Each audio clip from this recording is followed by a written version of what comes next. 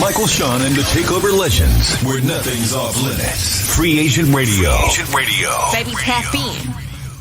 Tap in. Tap, tap, tap, tap, tap, tap in. Tap, tap, tap, tap, tap, tap in. Good morning, ladies and gentlemen. Welcome to Michael, Shawn, and the TakeOver Legends. Michael, Shawn, Jay Black, DJ Cam, Shawnee Scott, Sexy Mo.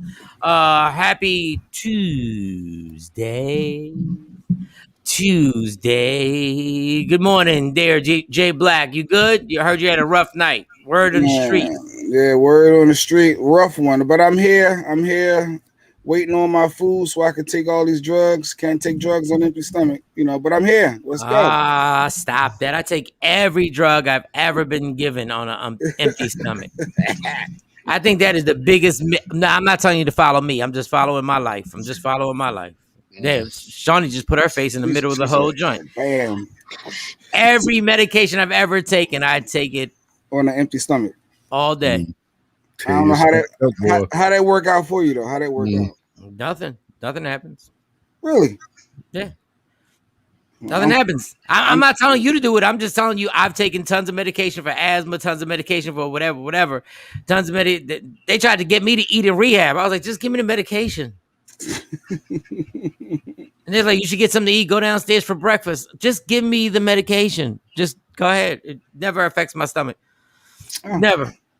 So, but once again, don't follow my rules. I'm not. I won't. Don't worry about it. I won't. But definitely don't. Good morning, Kathy. But what's the difference? Like, what happens? Like, does the doctor ever tell you what happens? Like, why is it like I need bread in my stomach? Because bread is a lie. It tell your stomach up. I'm telling you from experience. It tell your stomach up. Yeah. Well, make sure you eat and some then bread. Then it doesn't have any effect because your stomach kind of eats it up. So the medicine's not going to do what it needs to do. But it never gets into your system. It never gets into your system. Dr. Kanish, I don't know that's true. Dr. Kanish is on my Instagram Live. We might have to have you on here. Dr. Kanisha. Kanisha. Yep. No, I thought it was Kanish. No, it's Kanisha. Kanisha. Yeah. But she said it was niche as the Dr. Kanisha. Oh, Jonesy wants to get on a sabotage. I got on her. Jonesy got on live with Envy. They did something. So send her a link so we can get her on here. Send her a link so we can get her on here. Because I'm in a rare mood today. That has nothing to do with that. No, it just has to do with good morning. Let me get my good mornings out the way. Let me get my good morning. I shouldn't say out the way because I want to know how everybody's day was. DJ Cam, what's going on? You good? Yeah, I'm good. I've been walking every day. I've been walking for like the last 2 weeks. So I get up 5 o'clock. God damn. I walk. That's why I come in late to the show sometimes. Behind the scenes. That's what I'm talking. I did morning, every morning we do the show, I'm walking. So if I get up and do the show, I gotta walk. So I walk, take a shower, come in here, do the show. That's dope. That's excellent. And I do my session before we start the show too. Then after we get done, not today, but I normally go to the gym. Nothing crazy. There ain't nobody doing no Kevin Hart workout. All I'm doing is progressing moment by moment. Like I get up, I do like 20 seconds of crunches, 20 seconds of push-ups, 20 seconds. It's all 20 seconds. That's what I do. And I get that started in the morning time. So yeah, I'll applaud my man Cam because we want to live. We want to live, but we don't want to do it like Big Pun said it and then what happened. But Shawnee, what's good? You okay? You seem flustered over there. You good? I'm good. I'm getting your stuff up. Yeah. All right, good. Well, not like that, but your stuff for the show. Get your stuff up. Yeah, I let that go. I see the good Dr. Kanisha Hall said what I missed. She said, good morning. What she missed on your IG, Mike? Could you respond? Dr. Kanish, they said, I said, when I take my medication, I never take it on a full stomach. And then Jay Black is waiting on his food to take his medicine. And Cam said, if you're not on a full stomach, then the stomach can eat your medicine up and it won't be effective. I don't know if it's true or not true. I just know all the medication I've taken, I've never had any medicine. I've never had any food. Like I don't like I'm not the type. I might eat food afterwards or whatever, but I've never believed in don't make sure you don't take it on an empty stomach. But then again, I never believed the whole thing. Do not take this medicine with alcohol because it can intensify the effects. So I wanted the effects to be intensified when I took my medicine. Like this will intensify the effects, and I'm like, good, because that's exactly what I want. Good morning, everybody. All right. Good morning, Shorty, Doo-Wop, Afro Queen, Ashley. Action. I see you, Action. Yo, Jay looked like he was with the Witness Protection Program. I don't know what Jay's doing right now. I don't know what happened. I'm in pain, people, and I'm trying. I can't stay in the bed. I can't be where I was at. I'm trying something different. I'm trying to be supportive. You know, I'm here. Is that Jay Black? Let me see. I'm trying. Let me turn on. Okay, yeah, it's you. Okay. This dude is on a run. Oh, sure. Might be a stunt double. All right, there you go. You can see a little. What's the difference between what's been going on? Have you been taking your medicine for those who don't know? Jay Black had surgery on his rotator cuff, and he had an accident. There was somebody who joked. All right, I'll remember the joke in a minute. Go ahead. So Jay, what happened last night? You didn't take your medicine on time. You didn't. What you ain't do? I'm thinking I was getting addicted, so I stopped taking as much as I was taking just to be taking it. So I only take it for pain now. Right. But once the pain kicks in, it's too late. Like it's no playing catch up. And last night was it has to be in your system. Yes, and I'm thinking, this oxycodone, I ain't trying to be these, I ain't trying to get hooked on this stuff. Right. So I stopped, and I'm feeling the repercussions, whatever. I'm feeling the problem from stopping, and now I'm trying to get some food because I ain't listening to you and not listening to Dr. Mike. So Dr. Kanisha Hall is the one that can she call? Matter of fact, can you call Dr. Kanisha 609-699-1386? And then we'd know if I could take this medicine on this empty stomach. Oh, you can take the medicine whenever you want to take the medicine. It's narcotics, Mike. They say not to do narcotics. No, I was in rehab with people. Nobody ever said, yo, before I took this, I had a sandwich. I promise you, in all our classes, nobody was like, yo, you know what I did before? Got me a bagel with cream cheese before I took my oxycodone. Nobody ever said that. I hear you. It sounds good, but I'm scared to take Look, that if shit. I'm in pain, I'm in pain. If you in pain, you in pain. You gonna wait till you get what? You have some bacon or something? Yeah, I want to eat some bacon and eggs. Oh, that's gonna coat that stomach up. That stomach's gonna be fine. It does. I know Shorty Doo-Wop inbox me say, yo, eat some crackers, a lot of crackers. Like I'm like, okay, but yeah, you can eat something, toast, bro. It ain't gotta be a full meal.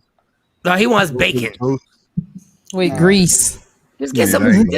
Just get some crackers and keep it moving. It sounds good until you curled up. Bacon ain't gonna do nothing different. Bacon ain't gonna do nothing different. Just eat some crackers. It's just to have something in your stomach for you guys who need something in your stomach. It's it. Get a piece of bread right now and just eat it. Nah, that ain't gonna be enough. You ain't no doctor. I ain't listening to you. What is bacon gonna? Oh my God! What is a few pieces of bacon? Actually, the bread is gonna cover it up more. Mm-hmm. Yeah, all right. And all that grease in your bacon. Dr. Mike. Oh, all that grease is gonna be great. I'm not a doctor. I'm just telling you. I would just take the medicine and get the food. You're already behind. Just go ahead. Just don't smoke that weed pen because you get weird. No, that was next. Literally, I'm looking right at it like, I should have brought it over here with me. I'm looking right at it because that always works. It was gonna help with the pain and smoking, but you just get weird and don't get mad. We black out your box. He said I get weird. You get weird. So go ahead, smoke if it's for your pain, smoke the weed pen. But just understand if we J Black you, don't get mad. You was reckless yesterday. I like that. Weed is not supposed to make you like that. Weed is supposed to make you relaxed and calm. Weed is not supposed to make you inappropriate. Alcohol is supposed to make you inappropriate. Weed is not supposed to make you inappropriate. No, it was inappropriate. I don't even know what you're talking about, but we'll let it ride. No, I shouldn't let it ride. We got it all on tape. We're gonna make that as a promo. Oh, so you're gonna highlight my okay. I see. We're probably gonna spend a whole week going through what you've been doing. once you get better. Yeah, Yep. if you're really in pain, just smoke that damn pen. Makes I you would break just smoke the contact. damn pen. Like I don't even know why are you putting yourself through this? Just smoke it and keep it moving. All right. So you'll be all right. That's what I'm doing. I'm being honest. As soon as my wife comes back through from helping my son, I'm like, yo, hand me that pen. But we good. Jay, where's the pen at? It's way over there. Listen, it's a process, okay? You think this is a wow. game. I slept on it, sir. I ain't gonna front. I slept on this surgery thinking it's simple and easy. Did you send Jonesy the thing? I sent it to her email, yes. Oh, I sent it to her phone too. She was probably on Jonesy, he sent it to your phone and your email. No, I'm sending it to the to her phone now. All right, and I gotta tell y'all a story today to start off the day, and then we'll get into all the other stuff, and we'll wait till Shawnee has everything loaded I up. just sent you the request. I got everything loaded. I just sent you the request. Oh, you got everything loaded? Okay. Mm-hmm. All right, so she got everything loaded, and you know what? It's not Shawnee Scott's fault because I will see stuff at 4:00 in the morning when I'm smoking a black and mild, and then all of a sudden, and I'll be like, "Yo, I send this. This is dope." And so yesterday, for those who don't know, I guess everybody here knows. I went to I did a TV pilot for a cooking show, Mm-hmm. and I was like nonchalant as usual because I don't be thinking about nothing. But I didn't know when I got there that the production was going to be a intense production. Like there was a director, there were assistants, there were cameras all over the place. The lighting was crazy, and all of a sudden I'm sitting there going like, man, this is serious. Like this is serious. This is serious. Look, I should have read my lines. I should have been more prepared walking into this. I was like, what is going on? And then they were like, Claudia Jordan was one of the people, and we're the judges with these. Your friend. Yeah, we're the judges, and all these chefs. It's a cooking show, and it's a challenge, and we're judging the food. And that's the moment it kicked in. I said, who am I to judge somebody's food? I'm nobody when it comes to judging food. My taste buds are super like regular guy. Ashley had a comment. After I had my twins, that's how I was when they gave me Perks 5. I just was like, I'm trying to be hooked, not be hooked, I guess she said. And when I didn't take them, the pain was serious.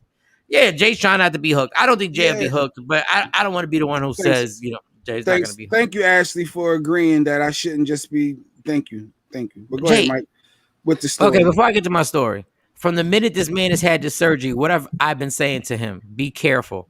I hate when you do that. You did. It annoys me. You worried about me getting hooked and addicted. Yeah, you're right. I take that. No, I'm gonna go get something to eat because you're making my stomach hurt right now. I can't take you on an empty stomach. No, but go ahead. Back to So when I walk in there, it's pouring rain out here. It's raining. So as I'm driving, the devil is trying to get me to be like, I don't even feel like doing this. Now, I don't know how professional it is. So I get there. I park the car. I get there. I bring my clothes in. I'm whatever. I don't like anything I have on because I gain weight. I know that sounds bitchy. I don't care what it sounds like. I don't like gaining weight. I don't like what I look like right now. So I know y'all want to be like, oh, stop being a girl. Okay, then I'm a girl. Call me Michelle. I don't care. Listen, so I didn't even like what I had on. And then I realized this is intense. And Claudia says, we get there at 10 o'clock in the morning, and Claudia's like, did you read the call-out sheet? And I said, the call-out sheet? Oh, wow. I said, they emailed the call-out sheet? Boy. And she was like, yeah, you didn't read it? I said, no, I didn't read it. God, Do I look like the type of person that would read a call-out sheet? Do I look like? So I read the call-out sheet. I'm like, yo, this is not. Now, the director, as I walked in, has already gotten in my ear, and she's super nice, but she's super direct. She's a director. She's like, this is what you need to do. We're going to be there 10 minutes. Is everything okay? Do you need anything? And I need to regain my... So, okay, so fine. We get makeup done. Boom. They start doing stuff to my hair. She starts putting stuff in my hair. And I'm like, and I keep saying, just put water. I don't need all this other stuff. But you get intimidated. And you're like, all right, go ahead, put this stuff in my hair. I don't just put the water. Okay, we're the judges. all these chefs are basing their life off of winning and going to the next round. Okay. And now there are 12 chefs, 12 of them. They're all going to cook a meal. They're going to have a challenge. And the first challenge, I don't even know if I signed things. So I can't say everything. I'm wondering, like, wait, you signed the NDA. I don't think you should be saying that. Yeah. So all I said was it was a challenge. They had to cook certain things. It's 12 chefs. 12. They cook. We talk while they're cooking and whatever. We meet them. We do stuff like that. And then comes the challenging part, which is now they bring the food to us. Each person brings a plate. And we have to take, there are 12 chefs. 12. I don't watch these cooking shows. I don't even know what the judges do. Now, so the judge next to me, her name's Vita. They bring the plates up and it smells all good, everything like that. It smells good, whatever it was. So I go to eat in the first plate. I'm eating. I'm like, oh, we just eat. They're like, yeah, you just got to eat it. And then you got to say what you feel about it. So I'm eating the first plate. So Vita, she's the first judge. And she starts discussing how the plate was unbalanced. Oh. I'm like, what? What do you mean? It wasn't portioned out, meaning like it was too many items on one side of the plate? Like, what do you mean by balance? I was there for 7 hours. I still don't know. I was like, no. I still don't know. All my life, I still okay. So I'm sitting there and the food is good.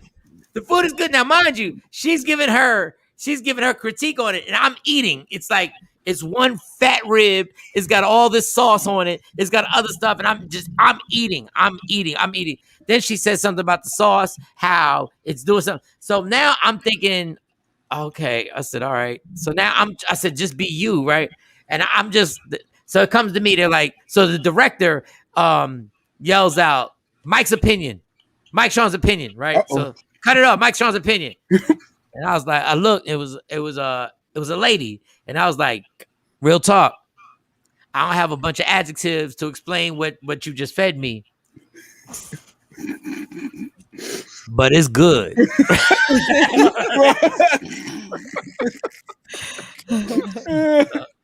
That was your critique.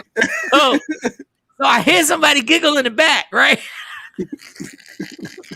So I'm like, let me be honest with you. What is this? Like, I start pointing at the stuff on the plate.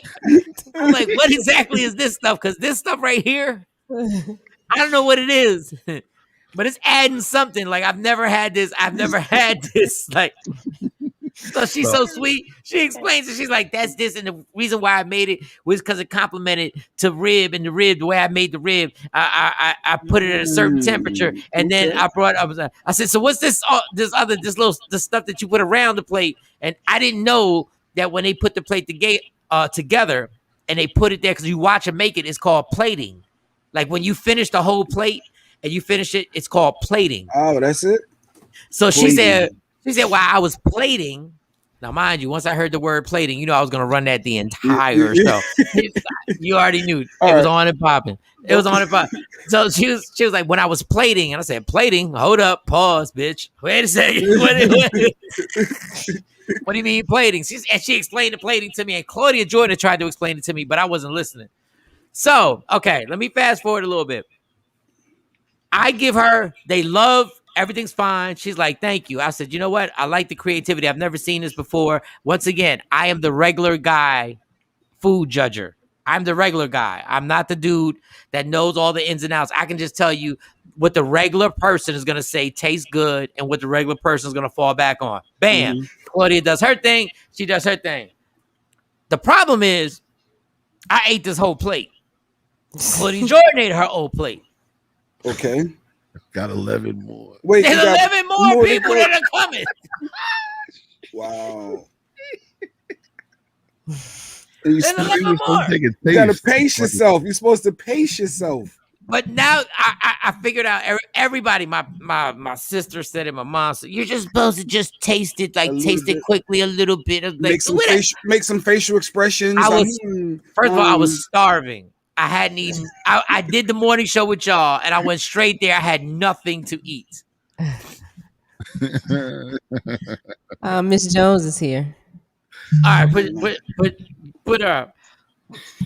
Jonesy, You're outrageous. you haven't looked this vibrant this early in the morning. And I'm not saying like you really, you look like we're about to get a check. Well, you're about to get a check, but you're like we're getting paid every other week right now. You gotta fake it till you make it. Yes. Have you heard where I'm at right now? Have you heard? With the cook. This is insane. Okay. So that's the first chef. But and it was good. It was good. Okay, but Jonesy, I realized my taste buds are section 8. All my taste buds are section 8. J Black Shawnee, my taste buds are hood. Fried chicken. Everything I want, everything that's supposed to be cooked, I want it well done. I want everything well done.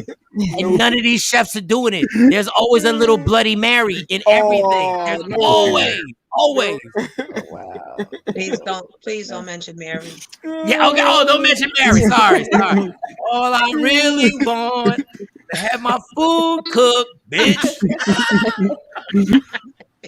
So when number 2 comes, I still don't know what I'm doing, but now I realize that I have to have some personality on this and just let everybody know I know nothing. Just put it out there. I know nothing about food. All I know is what it tastes like to me. So the second person comes up. Now this one is better than the first one. Okay. And we're writing down points and everything like that. We're writing down points. And when this one came, I realized the first person sucked. When this person came with the food, when this food hit, I wanted to take back every nice thing I said about the first person. I wanted to eliminate that person now. You should be gone. Like you are. That's like my dating life right now. Right? Yeah. You're like, wait a second. I thought the movies were nice. And then this mother takes me. It takes me someplace where we actually spend a certain amount of money. You can only go in there if you spend $100. This dude sent me to go see whatever movie's out. So when this food came, I was shocked. I said, yo, this is amazing. But now I'm like, I really know I'm lost. I'm lost in this whole thing. So the first person, she does her critique. And then I go like, and this is all I say, y'all. And I swear, because I wasn't saying this to be mean. I was saying it because I had nothing else to say. And I'm not in a comedy situation. I just said, you are so better than the last one. That's all I said. No. That's all? That's all I said. That's all? That's career ending. But hold up. Now I see all the little interns walking around with earpieces, giggling their asses off. And this is when I caught on. Now they got all the cameras, so they got all the handheld cameras. The white boy with the handheld camera has a camera in my face. He wasn't paying no attention to me until I said, you are so much better than the last one. And he ran up on me like, what did you say? Zoom in. Camera 5. Zoom in. And I'm trying. Listen. From the school of insecurity. When you're the most insecure, and everybody on here knows, when you're the most insecure, you try to act the most confident.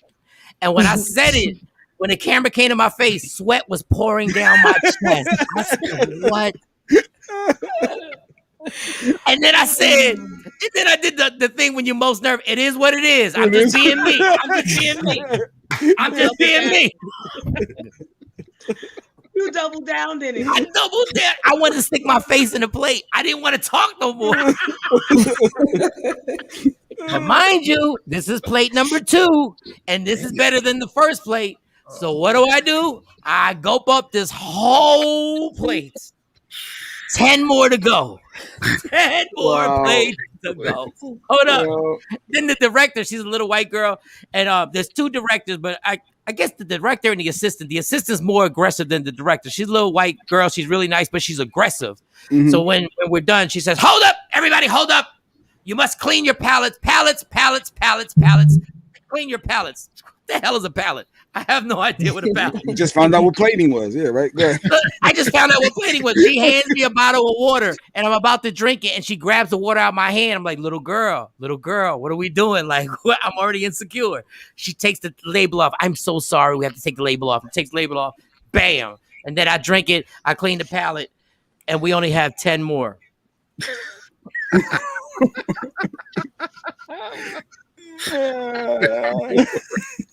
That's it. We got 10 more. By number 7. Now, the only person who's joining me on this is Claudia because her dumb ass is eating. Yes. So she takes the label off, Josie. She takes the label off. She grabs it out of my hand and she yanks the. I don't know how she does it. Labels aren't that easy to take off. She's able to peel the label. Says, "Here, I'm sorry, that was my bad." So we only got 10 more plates. And by number 5, I don't care if you cook. If you was cooked by God, it all tastes the same.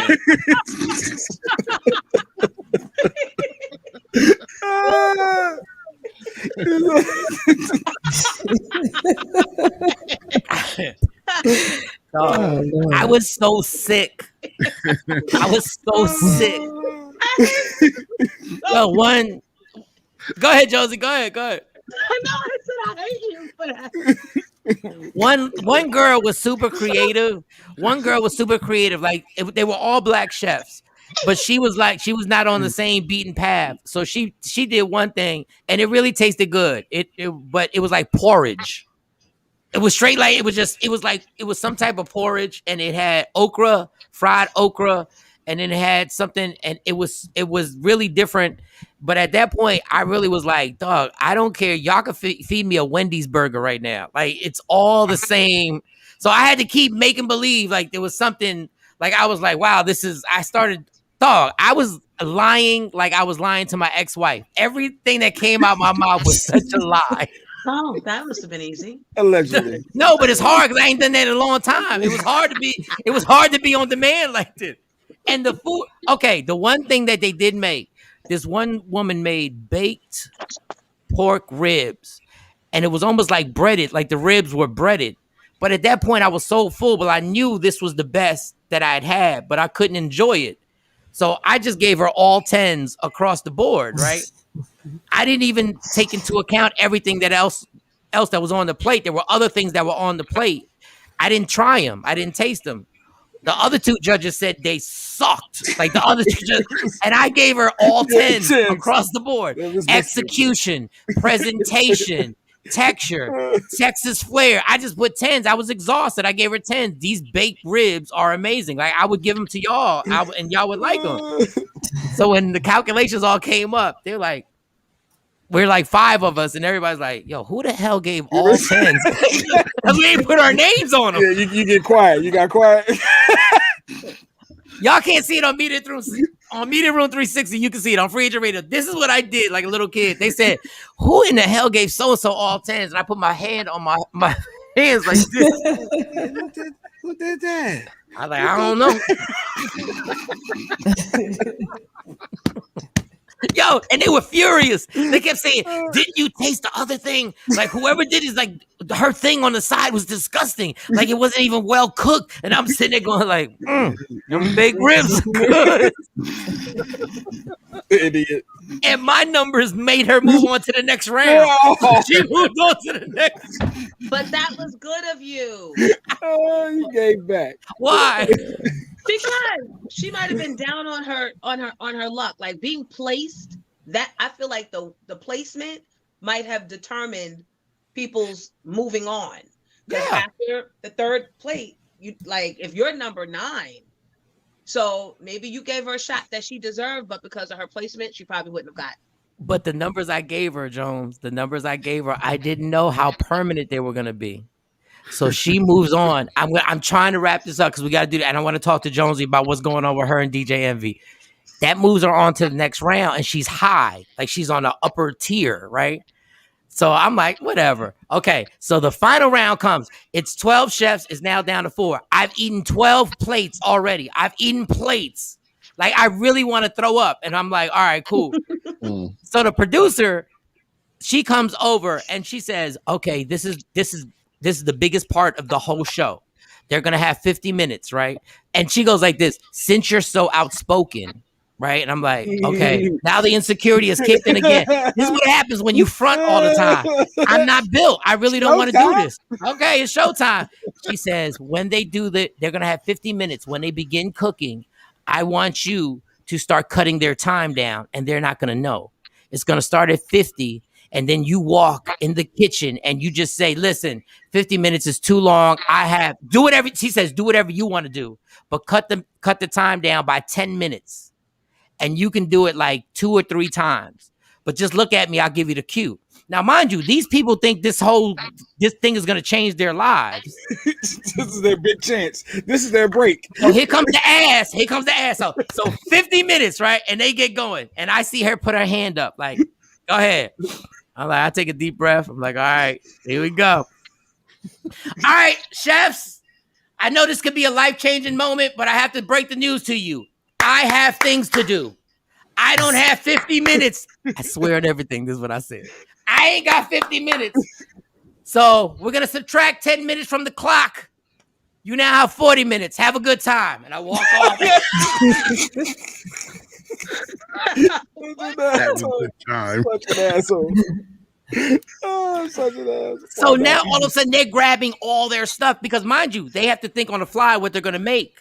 So now they're running to the kitchen and they're running. I've initiated them to now everybody's going faster, right? Everybody's going faster. And I walk off and I grab a bottle of water and she says, that was great. 2 more times. This is going to be fabulous. And I said, 2 more times? These poor people. I'm not great at math. But if I do that 2 more times, they damn near going to have like 12 minutes to cook. And she was like, exactly. That's what we want. Exactly. What? We're gonna eat meat. We're gonna eat raw meat. Like, what are you talking about? And then I told her, I said, no, don't do 10. Just do it by an increment of 5. Like, let's do 5. Let's just do 5. She said, okay, well, go ahead, come back. But I love the way you just said you have things to do. So I go back. And when these people see me walk, they all start ice grilling me like this little. This is Puerto Rican. First of all, they know I don't know nothing about food. On my critiques, they already know I don't know nothing about food. Here I go with the hand clap. I had to break this news to y'all.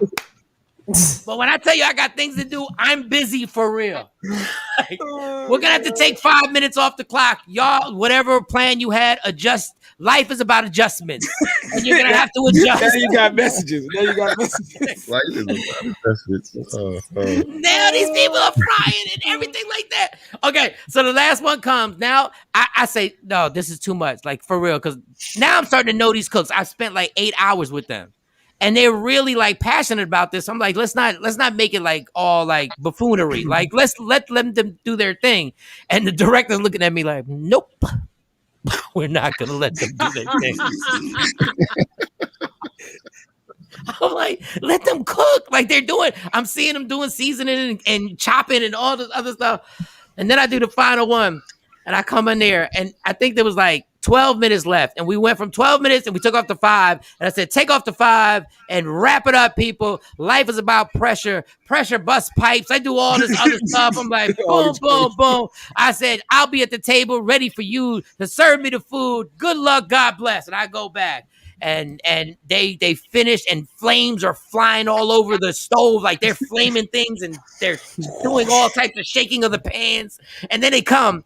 And finally, everybody comes and they're really respectful. Everybody's like, we judge their food, until the one guy who's the calmest, nicest guy ever. And he is like, has this story about having kids. He's a single father, and he's changed his life. He said, all these other chefs have experience. They work at restaurants. They have other stuff that they're doing. He said, I've just learned this really by watching TV. I've just watched this, and it was something that I really loved. And we're like, wow. And so we're talking about everything. He says, I had this, I had that, and the sauce around it is something that I've been working on for a long time. But I couldn't complete it because Michael Shawn took the time off the clock. Oh, my. The game winner. Oh, yeah. My heart.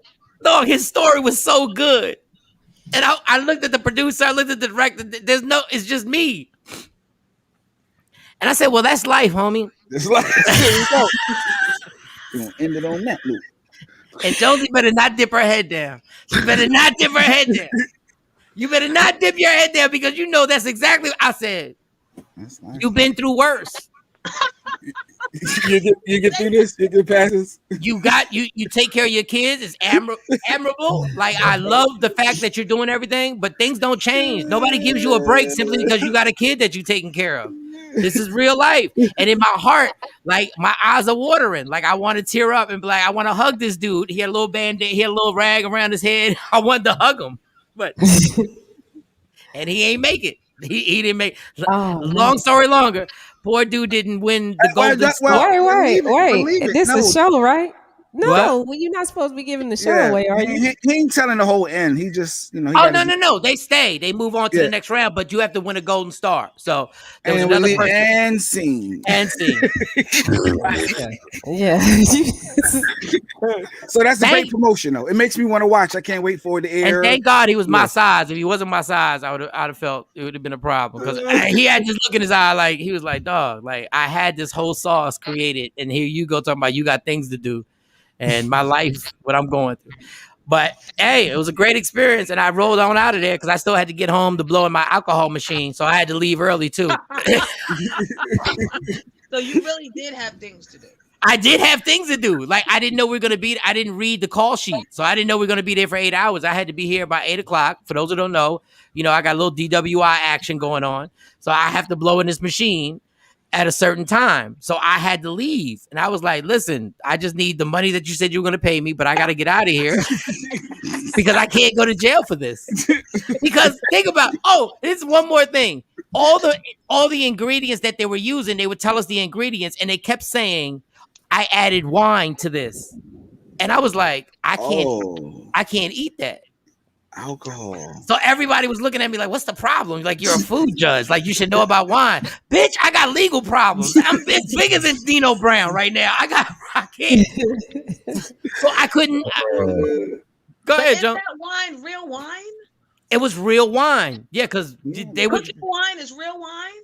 Yeah, it is real wine. But when it goes into the food, they told me it won't be detected. But I'm not going to trust a bunch of people that tell her that to the judge.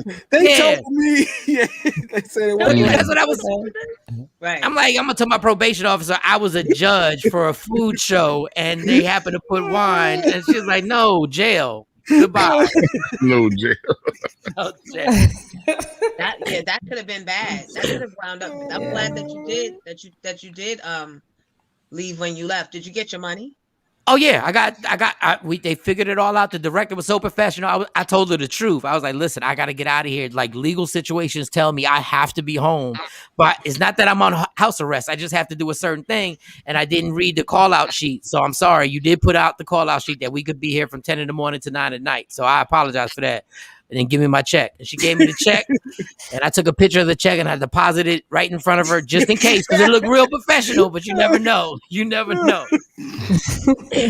But then the crazy thing is I ate a little bit of the food. So when I had to turn my car on, now mind you, I got to pause. I got to blow to turn my car on. Like, I got to blow in this machine to turn my car on.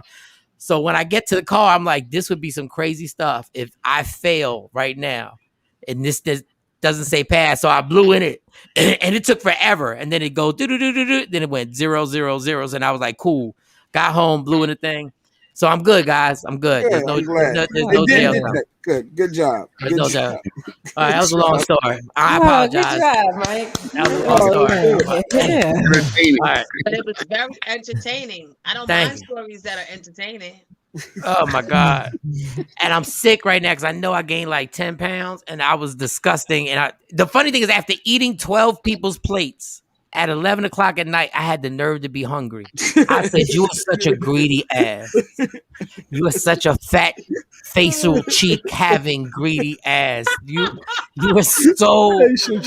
You're such a chipmunk, and you literally are looking in your refrigerator. You had 12 of the best meals you've ever had, and you got the nerve to be looking around like, yo, maybe if I just eat some egg whites and cheese. And I said, you really need to go to sleep. So How's the whole thing? All right. So I wake up this morning to do the show. I get up like super early, and then I see Jonesy is on her Instagram live. Now Jonesy on this early in the morning. This is a different early in the morning. Late in the morning is different. She's early in the morning, and I click on there, and she's talking about Envy called her, DJ Envy from the Breakfast Club. Okay. Now she has my curiosity. Now I'm like, okay, I'm gonna stay here for a second. No, so Envy and I are hosting a Juneteenth celebration. It's a virtual Juneteenth party, right? But it's a big gala and it's a 2-day event. But it's virtual and it's for the AKAs and for the alphas. And Christopher Williams is performing, Allison Williams is performing, and me and Envy, our part of the deal was we were supposed to film the commercial for it. But Envy's been all around the world and I can't find my bag. Right. But with Envy, which I guess, Mike, maybe I'm this for you.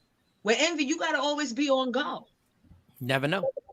So he just texted and was like, "You're up?" And I said, "Yeah," but I knew that meant put your wig on and get a red lip. Let's go. Put your wig on. Put a wig on, put your red lip, and get them titties sitting out. And before he could even send me the Zoom link, I was sitting here. He was like, "Are you sitting in bed like that?" Yep. Waiting for your call.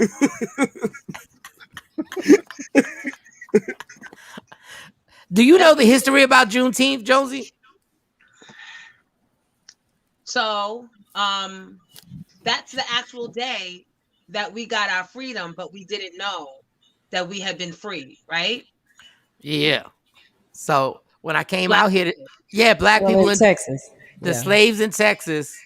When I came out here, I was live on the radio, and they started explaining. They was like Juneteenth. I said, "What is Juneteenth?" And they said that's when the slaves found out 2 years after the fact that they were free.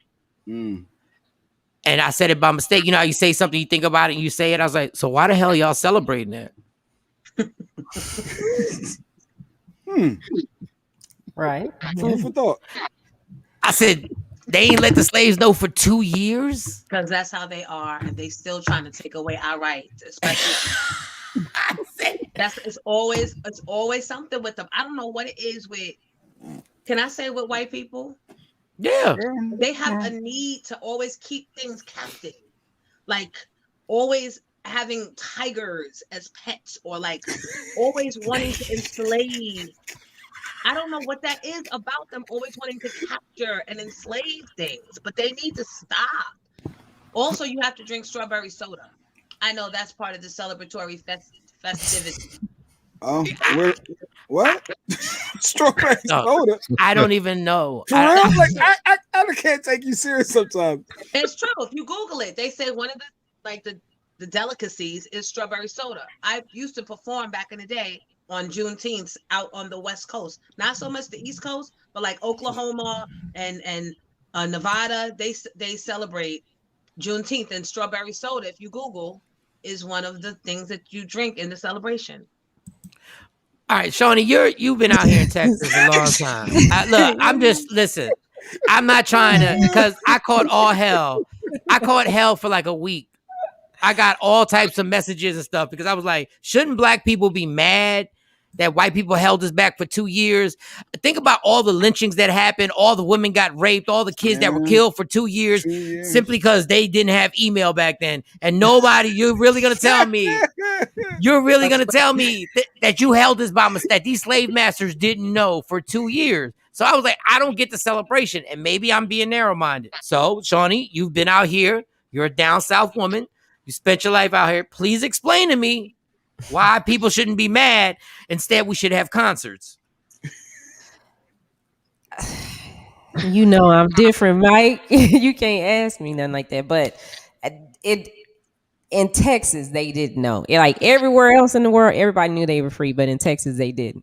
Right. The strawberry soda thing, I bet you a white person came up with that, because that's just not. Oh.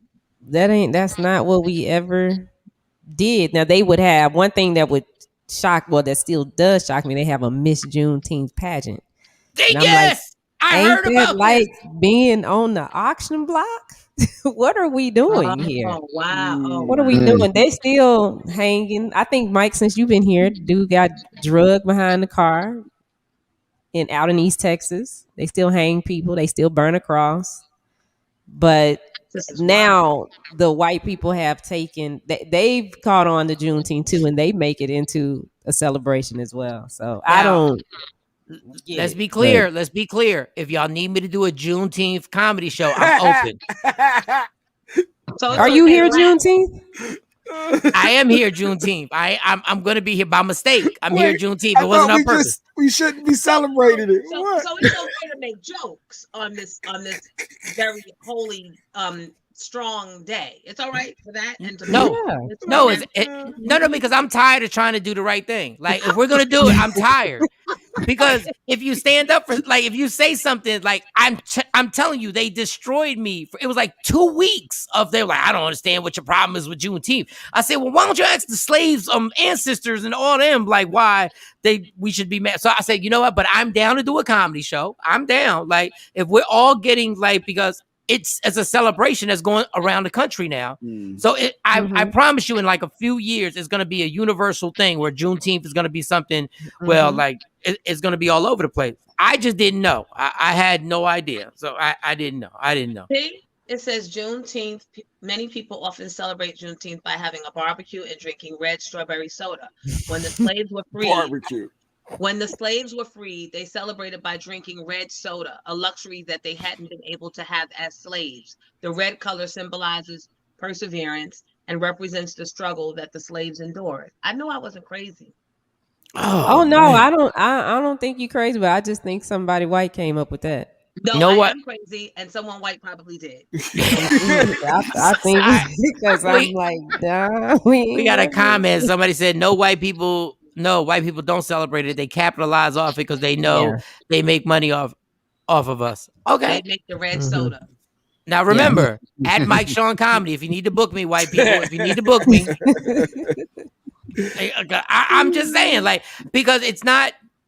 If it's a celebration, it's a celebration. Like, and everybody wants to laugh, so you're providing the humor, so no one has to really think about the 2 years that we endured when we didn't have to. Actually, we need you.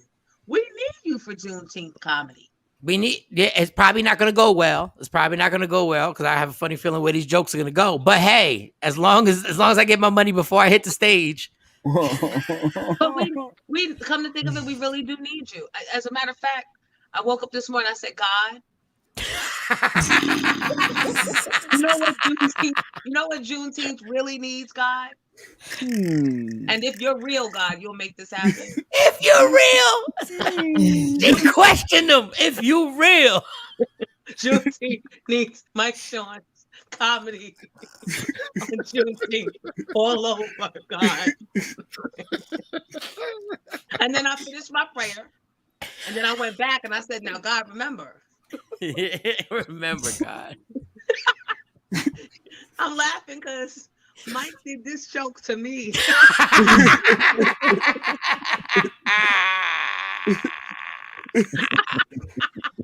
Doesn't feel so good. God.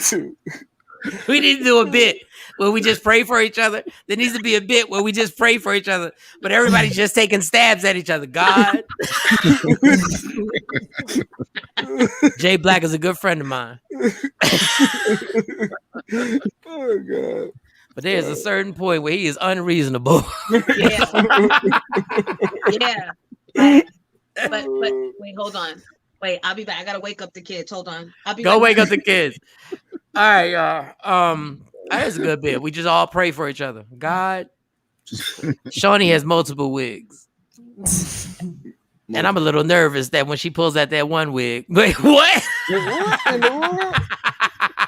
She about to hit them damn streets. Oh man. All right. What's today? It feels like a Friday, but today's Tuesday. All right, y'all. I guess we'll take a black and mild break. Oh, we didn't even do it. I'm sorry. I done ran my mouth so much. We didn't even run down on stuff that we had to talk about today. Jay Black, does anybody have anything that y'all want to run down what we might talk about today? I think we're gonna talk about Maxim's Hot 100. Tiana Teller was on there, right? We got that. You got Do we agree? Yeah, we get into that. why women don't cook or can't cook, Ooh. and is blood thicker than water? Is blood thicker than water? Hmm. And you'll be shocked by the person that we're gonna play this clip from. You'll be shocked. Because in a way, I 1000% agree with what he was saying. Rudy Rush just joined us on the IG Live. Rudy Rush will be on the June 17th Laugh Out Loud comedy show at the Arlington Improv. What up, Rudy? Make sure y'all go follow him at Rudy Rush. CJ Star will be on the show. Who else? My man Q, who just got married. And we at some point we got to shout Q the comedian out, because Q the comedian is the first dude that I've ever seen get married and been in a relationship that I want to say relationship goals. Like Q married Spinderella, and these two have been together. That was the same. Yes. Okay. DJ Spinderella, formerly of Salt and Pepper. Okay, I saw something. Okay, that's so. When I met Q, he was the first comedian that actually was nice to me out here. Like he was super supportive. He was like, dog, I know you out here. You're from New York or New Jersey, whatever. He said, if you need something, if you want to get on a show or something like that, holler at me. So he started putting me on shows. Then I started putting him on shows.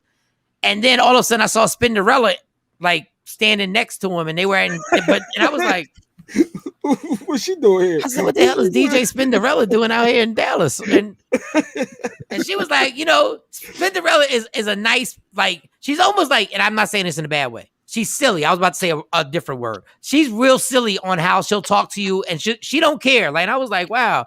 But they were just friends. Well, they turned out to wind up being more than friends. Then you would see him at shows, and then they were doing a whole bunch of stuff. To say this, I'm saying this because he was the first guy I've ever seen in a relationship that I was like, those are relationship goals right there. Like, they really laughed. They'd sit at the bar by themselves and laugh and giggle and whatever. And then she'd go off and do her DJ thing. He'd do his comedy thing. And everybody was always saying, Q's just trying to latch on because she's DJ Spinderella. And Q was really doing his own thing, grinding, doing his own thing. And then they came together. They had this beautiful wedding. And I had to call him. I said, Q, let me say pause before I say this. You are relationship goals, you and Spinderella. And I just wanted to put that out there because he does the show for me, and he always puts me on his shows. And the dude has never played me on some, that's the radio guy. The radio guy thinks he's so dope because he's on the radio, whatever. He never angled me like that. And we always had. So he's on the show June 17th. Rudy Rush is on the show. CJ Star is on the show. And I shouldn't say little, TikTok celebrity, Luscious Barbie. Listen, I'm new to TikTok, people. Okay. I didn't know. I didn't know she was doing what she was doing on TikTok, and I don't know if I'm ever going to be popping on TikTok. That might be I think I'm at my limit, y'all. I think if I do TikTok, I think that's going to be it. Whatever happens after that, click clock, bip bop, zip zop, whatever happens after that, I'm not part of it. TikTok will be the last thing I ever do, and then I'm going to be my dad and just fall in. Go ahead, Joan. I have a question. And maybe this is a topic, but I don't know Q, but I know the spirit of men like Q that genuinely have a lot to offer, but because the career of their girlfriend or fiance or wife is so public, they can never get a chance to really truly shine. So yes, relationship goals, but fucking grown man goals. Yeah, I just want to salute. I don't know him, but no, it's amazing. But Josie, his lack of insecurity is amazing. There is no insecurity in him. Like, he's really on some old. Spin is doing her thing. She's about to do. I forget what her and Salt and Pepper did before all the fallout and everything like that. He was like, yeah, she's out there killing it. Like, she's doing her thing. And he wasn't over here with us hollering other chicks trying to prove that he didn't need Spin. Right. That's why I say so. Because there's a lot of pressure that goes with being the new dating boyfriend of, or the new or the boyfriend, fiance, husband. It doesn't end because you're always around a new crowd of people that make stories up in their head of who Spinderella or whomever that woman that's in the public eye of who she should be with. Oh, she should be with a banker. Oh, she should be with a doctor. Oh, she should, do you know? So you'll always wind up. If you do, I'm glad he is strong in his square, because if not, he will always wind up like, I don't know. It takes a special dude. It just takes a special dude. And the crazy thing about him is that he's with Spin, but if you don't know him as a friend, you ain't gonna know, because he's not bringing it up in conversations just to bring it up in conversations, just to be clout chasing at a bar and be like, my girl and this and it. He's just a regular, cool, funny dude. And I just, and when he called me, he didn't even invite me to the wedding. Like, it wasn't even like I was getting an invite to the wedding. I was just wanted to give him the shot. And that's the relationship that we've always been on. Right. So whenever we get together, it's just laughs and giggles and everything's going well and everything's fine. And the dude is like, look, the wedding was amazing. I watched the pictures. I was like, wow, that's a dope ass wedding. The house in the back and the little whatever that thing is that films from the sky. What's that thing called? The drone. The drone. Yeah, the drone that's flying from the sky, and it looks like it could be either a wedding or a preview for Bad Boys. Like, you don't even know. You're like, this is dope. Like, all I know is this is dope. Yeah, but and see, y'all have y'all unique friendship. People question my friendship with Wendy, which I feel it sounds a lot like maybe your friendship with him, where I don't expect Wendy to invite me to everything, but when we connect, we giggle. Yeah. We have our memories. We have our grownness that we connect in, and it is what it is. Now, your relationship with Wendy's a little different, because me and Q have never had to take pictures. Like, when we never know. And he never plotted to have you murdered. And nobody near him ever plotted to have. Yeah, you're right. Allegedly. No, that was real. I know. It just feels like I'm supposed to say allegedly. I just feel like that is such. That's such a different dynamic, man. Everybody has that type of That's a different dynamic. Hold on, before I take the break, because I want to ask you about that. You're on your phone or you're on your laptop? I'm on my phone. Oh, you're on your phone, so you can't get on the live. Okay, so you're on your phone. She got multiple phones. On the phone that Flip got me. Oh, this Flip thing. That's a whole nother. God, I only have but so much time. Can you get on if I invite you, or can you send a request so I can put you on the live so I can ask you about this? I just requested. So everybody, if you want to get on the line, we got Jonesy on here, 609-699-1386, 609-699-1386 for everybody on Free Agent Radio. For those who are listening or are watching us on Media Room 360, it's simple. You go to your Roku, your Apple, whatever it is, go to your streaming channels on your flat screen. If I can do it, you can do it. Put in Media Room 360, and then we'll come right up and you'll get to check us out live, and you'll see Jonesy live, and she's made up. And she's made up. Yeah. And the whole thing is made up. You requested me. I'm just waiting for the request, because I want to ask you about this dynamic with you and Wendy, because you guys go so far back. You muted your mic, Jones. Your mic got muted. Oh, I requested you. All right, I'm looking. This Instagram live is hilarious. Dave Burns said, "What up, Miss Jones? I'm a fan of you. Don't tell my wife." See, why you got to bring her in that messiness off the door? Don't tell my wife. Hold on, let me so I can get on the Instagram live. 609-699-1386. Instagram is so technology and all that, but then it just takes a minute to get everybody. I think she's putting us up right now. Is she putting us up? Yeah, these birds are chirping out here in Grand Prairie, Texas today. These birds are for real. Oh, wait, you know what? I got to log out and go on my other account because I'm in IG jail in this account. So let me try from the other account. Oh, Jonesy. Oh, IG my jail. God. Again? Oh, my God. Again? Oh, they keep shutting her down. Yeah, they keep shutting her down. Yeah, how do you get in IG jail? Yeah. No. Well, here's the The clean version. People just feel like they can just say they don't know you, and they feel they can come onto your page during your live and make reckless comments. But then they forget that their page can also be found, and if they have a picture of them and their buck-toothed daughter that needs braces, that they're fair game. You can't talk about people. So because you spoke upon somebody's bucktooth daughter, that's what got you in IG jail? Well, or they reported you? I think it was Mary J. Blige really that reported me. It wasn't. It was. It never Because stopped. you know what? Everything was fine. I always come at people's kids that need braces. Hell, my own son needs them. It didn't get hot until I challenged Mary to that celebrity boxing match for stealing my style. Yeah, and then yeah. all of a sudden, it was like lights out. So I think it was Mary. And until she proves it wasn't her, she's gonna get the pause. Get the pause because it's all about real gloves. I'm putting on these real gloves. Bust you in your mouth. It's real gloves. Oh, putting on. Now, realistically, Mary ain't got no time, but she probably does because a lot of artists be on IG. So I don't know. Like I said, until she proves that it wasn't her, it was her. I always want to know. I always want to know when we were on the radio in New York. I always want to know how much she heard. Because you know how everybody has to act as if they don't hear. I always wanted to know how much did she hear, and was she? They had to be somebody. Come on, it was New York City.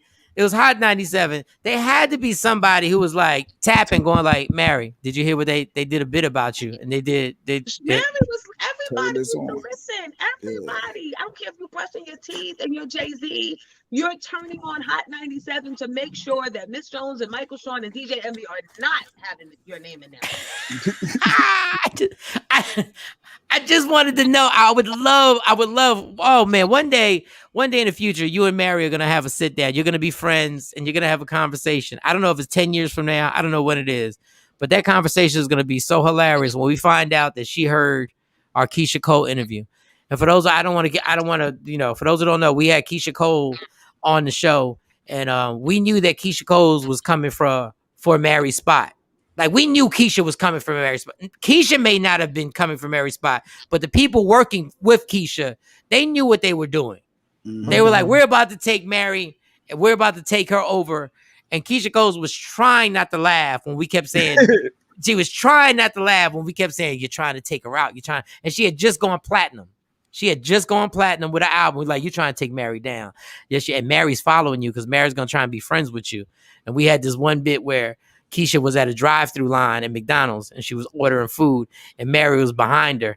And Keisha was like, I'll get the number 2. And Supersize was like, Mary. And Mary was in the back. Well, give me something. Well, give me something. That's on YouTube. That interview on YouTube. Yeah. She was like, Dad, again? Again? Mary, I love you. So, okay. So, are you going to be up? Because let's just do it now. If you can get on, we can get on. But I really want to. So, how do you and Wendy? Oh. How do you and Wendy have these conversations?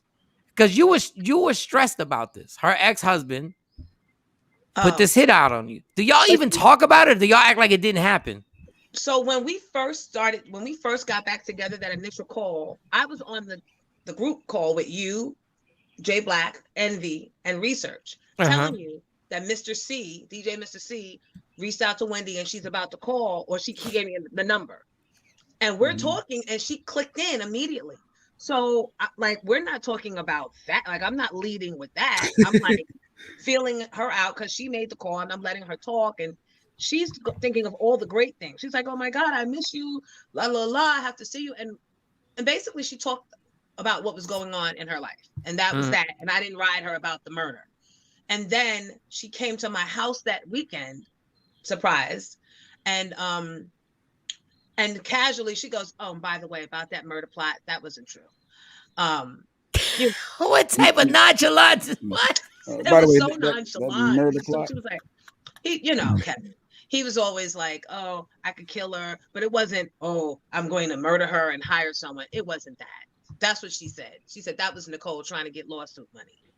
And whether it was or it wasn't, I told her, you know that there are crazy people that listen to you and might want to fulfill that murder plot just to appease your husband or to get a bag. Mm-hmm. So whether it was real or not, it was real reckless. And she's like, I know. But I can't really beat up on her because she caught the most recklessness from him that anybody could have caught, because he killed her spirit. Mm. Spiritually. Like he wound up being the closest to her and did the worst thing to her publicly. He was brought in to protect her from people tearing her down, and he did the most damage. So not to try and kick her while she was down or make her learn a lesson, I just let it go. Like, I just let it go, because at the end of the day, Kevin doesn't matter. No, you're right. You're right, And I Miss. got my friend back. And you got your friend back. And just Sunday, we did. And I stole this ring from her house. You still got that ring? You didn't steal that. Why would? But why? If y'all friend, why'd you steal the ring? Why? With the evil ass. Like, I got the ring. I got it. I thought you would have snuck it back in by now. You know how you take something and you give it back for a little bit. I go back to that house. Because when I get there, Wendy likes me to stay extra days. She don't let me talk on the phone. I'm her studio audience for the weekend, so I haven't gone back to the house. I meet her in the street. I want to know. Does she know you have the ring? Well, she don't. She don't know nothing. She might, because I be like, she has so much stuff, she probably doesn't even miss it. Yeah. Yeah, we're gonna justify taking her ring. Okay, that's what we're gonna do. If you'd have taken a bottle of vodka. Topic today. That's the hot topic today. Jonesy took my ring. I have video footage. Look at the screen. This is Jonesy. Erase this episode, guys. It's too late. It already goes up. I'm sorry. I have no control. I have no. Wendy, she has your ring. She has your goddamn ring, Wendy. That's what friends are for. That's what friends are for. So we're on Hot 97. We do it. Miss Jones has a podcast called Miss Jones Reunion, Miss Jones Morning Show Reunion, and we did it Sunday. And she mentioned something, and we were doing an apology tour, but we did so many damn episodes that we kind of forgot the apology tour. And then you said, there's one person I have to apologize to that I haven't got to apologize to. It's will.i.am from the Black Eyed Peas, and this question has layers to it. So this is the first question. What was wrong with you that morning when will.i.am came in? Because I honestly, people would be like, yo, what was Jonesy go? I said, I don't know. She just walked in. It was a regular morning. I don't know. I don't know why. I don't know why when she happened. There was a certain moment where you would lay back on the seat and you would grab the mic and you would pull it towards you. And when you lay back in the seat, it could be, we're really going to have a super good time. This is going to be so much fun. This is going to be amazing. Or I don't know what's going on in her head. Oh no. But for some reason, you're going to be the target. Oh no. What was it that morning that had you? Do you even remember, or what was it that had you in that mode? So here's the thing. I always felt that, like, I always made that joke that where did he come from? Like, where did they come from? Like, what is this, like a mixed version of the Fugees? Like, I always felt that way, right? But a lot of mornings, my ex would call me right before I would sign on and just like mind F me and just try to destroy me and tear me down and make me totally throw me off focus with foolishness, like just random thoughts that always led around to, am I cheating on him? Am I doing that? Am I doing this? And it was always 10 minutes before I walked into the station. I realized years later, that was his way. He was a corrections officer, and they, in my opinion, COs do a lot of mind messing with their inmates, and they bring that home. And so I was like affected by that all the while I was working until I got rid of him in 2005. So unless you tell me that this will.i.am interview happened after 2005, it was his fault. And if it happened after 2005, then it was my ex-husband's fault. It's somebody else's, but just not yours. Not Josie's fault. Okay, I will tell you this. I will say this in defense. If somebody gets in your head before you crack a microphone, it will affect you, and you will take it out. It can even be a subject, like somebody brings up a hot topic or whatever, Jonesy's juice.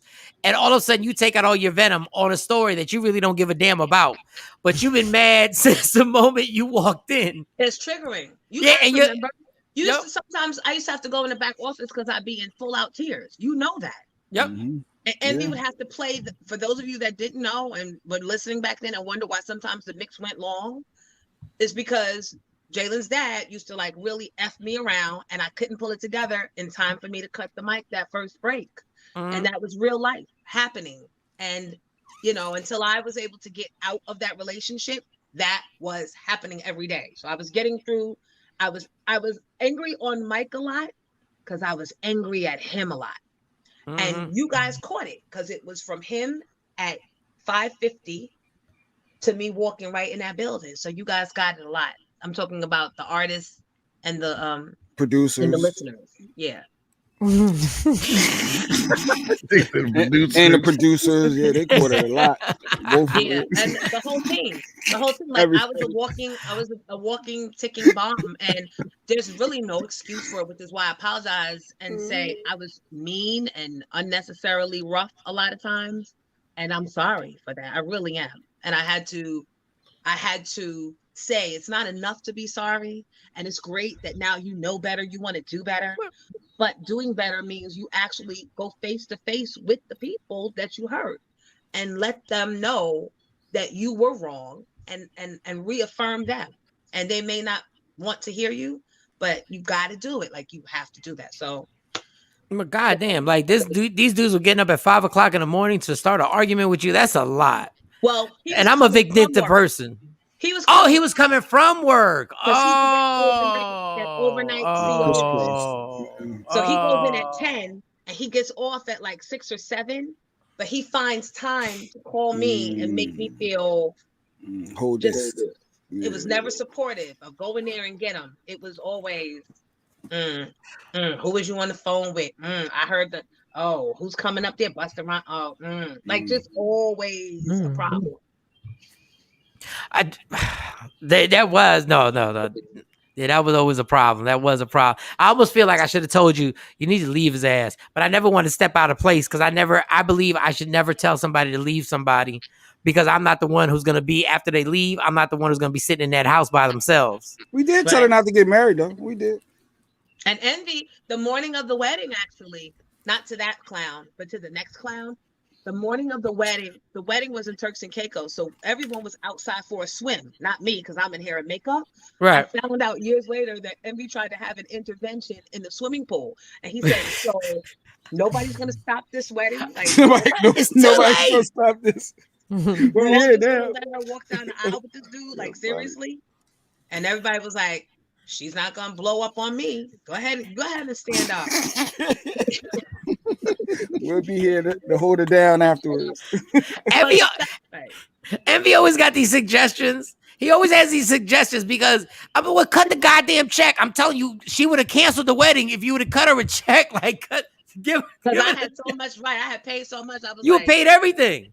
It was going to be either a celebration of love or a wedding or just a hot party. But somebody was walking down that aisle. And nobody wanted to stop it and have me lash out at them. I was crazy. But you know what that was? I can't even be so mad at him because I knew he wouldn't be capable of providing for a household because he had never been in one. Right. And I knew he didn't even know what that looked like because he didn't grow up in one. So I think I was manipulating because I just wanted to be married at that point in my life, and any man would have done. And he happened to be the man I was doing. So we're getting married. This topic. Yeah. I wanted to be married then. And I told him, I'm not dating you for 3-4 years. We're either getting married now or, we can still be friends, but I'm moving on. And still sign his prenup though. His part is he wasn't ready to get off the ride. He didn't want to give up that Miss Jones +1 life. Get the fur coats, front row at all the fights.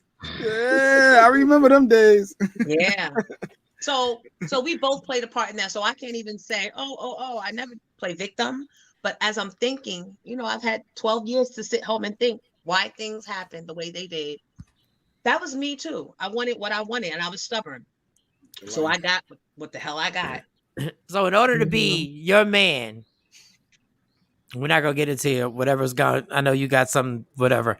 In order to be your man, it's a real dynamic because you're a sensitive person. You really are a sensitive person, but then you got a mouth on you. Yeah. So it's almost like, what does a man have to do? What are the characteristics? Eventually, he has to check you on Tuesday. Like a Tuesday, so he has to check you on Tuesday. Yeah, he can't. Like, I don't know if it has to happen in the kitchen, and we're not talking about anything physical. We're not talking about anything like that. We're talking about you have to meet Jonesy at the mountaintop sometimes on Tuesday. This is what we ain't gonna do. But so you're right. You're so right, because now that I haven't dated or haven't been intimate for 13 years, right? I'm looking at everything that possible. I'm waiting for other shoes to drop so I can say nope.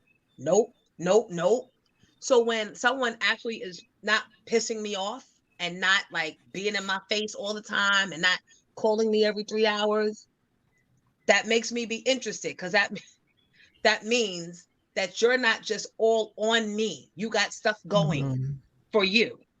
And if you do something that I don't like, I will tell you, because you need to know, and I need to know if this is you or if it's something we can work on. But what I like is someone that knows I won't just stop there. I'll keep on and keep on and keep on and keep on.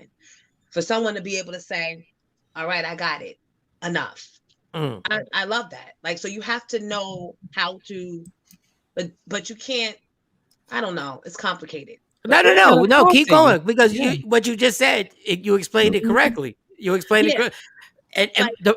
And sometimes guys think raising their voice is what's going to take it and going to settle everything. But just saying, but if somebody says, I understand what you just said, I 1000% get it, but you got to chill, because I really do get it. So let me work on it. Right.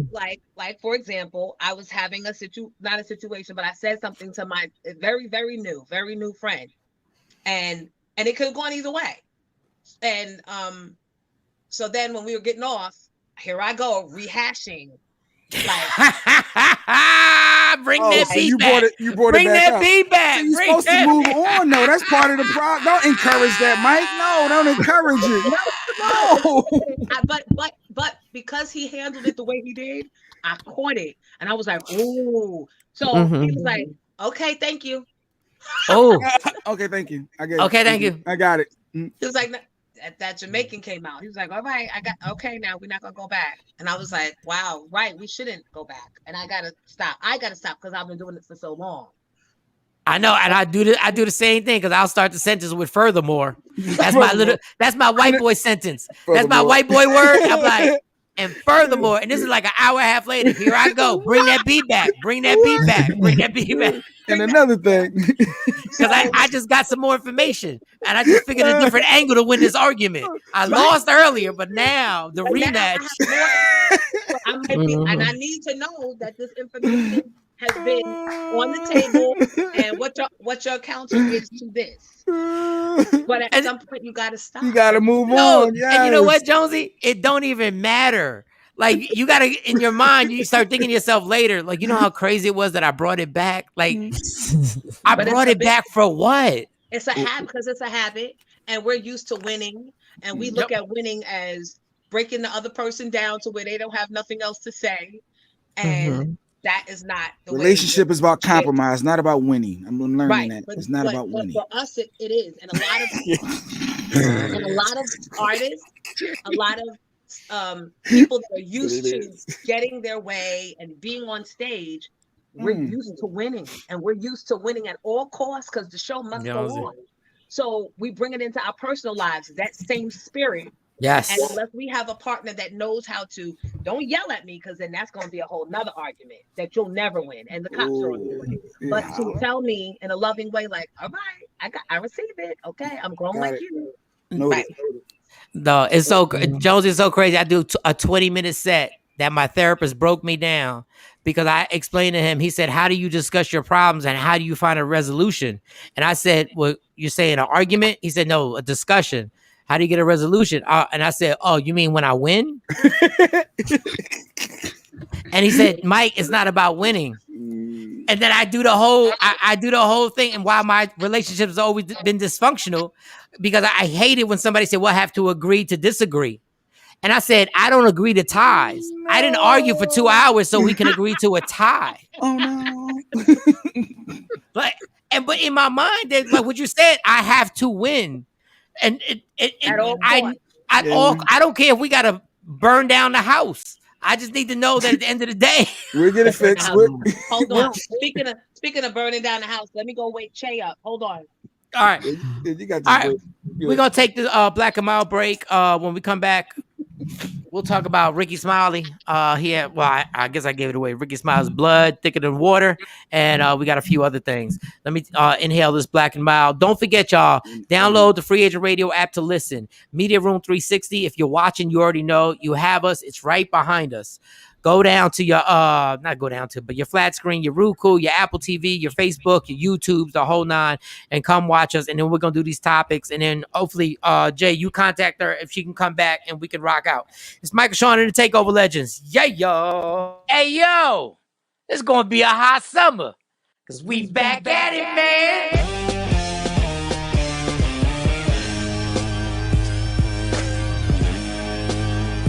It all goes down June 17th, the Arlington Improv, hosted by me, Michael Shawn. Who the else you thought was gonna host it? It's my show, man, and starring Rudy Rush, CJ Starr, your TikTok celebrity, my girl Lustrous Barbie, and the comedian Q, who just got married. Congratulations, homie. Now get your tickets, 817-635-5555, or hit up improvtx.com/ is that a backslash? I think it's a backslash.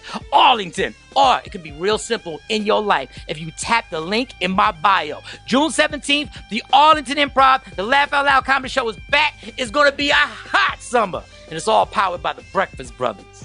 Yeah!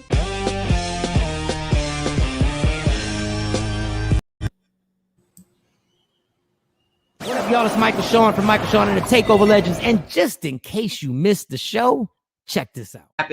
And Lunel, I don't want to overdo. Go ahead. Before we wrap up, Lunel, before he does it, he don't know how much he pisses me off. Lunel, every time we interview somebody, right? We will do a whole hour, and I love talking to you. Like Bill Bellamy, love talking to Bill, love talking to Rodney Perry. We do a whole hour every time, and at the end of the conversation, this mother comes up with "before you go." She's been here for an hour. Well, you gotta admit you dominate the interview, Mike. Yes, it's my show. It's my show. I mean, Lunel, don't agitate this dude. That's all he wants. Thank you. That's all right, babe. Where he at? That's all right. I'm right here. So no, I like to try to get to know our guest, Lunel. So I like to just throw. But whoa. But Lunel, this is what he does. This is what he does. Let him do it. Be quiet. Hold up. But this is what he does. He writes 3 things. Come on, baby. Come on, honey. He writes 3 things and he waits to the end. He's so lazy. I would let him talk all the time. He's not lazy. He's patient. I'm patient. Nobody can tell Mike Shawn. I know you don't do drugs, but nobody can tell that you don't. Impatient. Hyper. He's hyper. Wow, stop. I did stop. Okay, what's up, baby? It is a ton of things we could have talked about, which still, I know you're on the #1 Netflix show, by the way. Shout out to you for that dad. Hey, Lunel, what's your sign? Lunel? Are you a Scorpio? I'm playing. So, you a Gemini? Are you a Gemini? Cut me off. I'm a Pisces. Now shut up. Go ahead. I'm a Pisces too. I'm March 2nd. I'm a Pisces too. I'm a Pisces. See? Go ahead, Jay Black. Go ahead. So to get to know Lunel, I'm gonna throw some things at you. You got to pick one or the other. It's like a little. We ain't get to know her for the last hour. We know her a little deeper. I know a little deeper. Thank you, baby. She talked about being in jail and drug abuse. You're gonna go deep. Okay, all right, go ahead. My bad. Target or Walmart? Target. They be too ratchet in Walmart. That's real talk. They be so hood in Walmart. I swear a DJ gonna be in that bitch.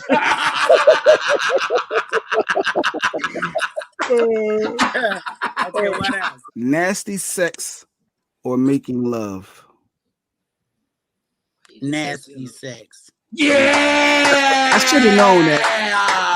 I should have known based off those pictures. We can start out making love, but then we need to end with the nasty sex. you in the food? You in the food? You in the messy food? Yeah. Like Look at Mike. crab, you can't eat crab daintily. Oh yeah, messy food. Yeah, I get. I was talking about oxtails, neck bones.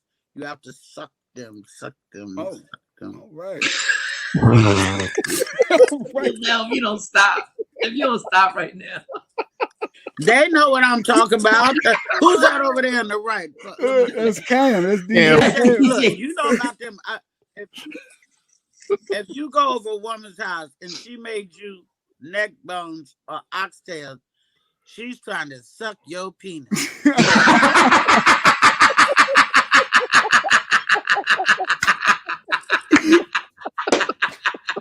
Because you can't cut the meat off of that. You gotta suck it. And no woman have no business eating no oxtails or no neck bones on no date. That's free sex. That's foreplay. That's the sound. That's the sound. And the next time y'all eat oxtails and neck bones, I want you to think of Lunette.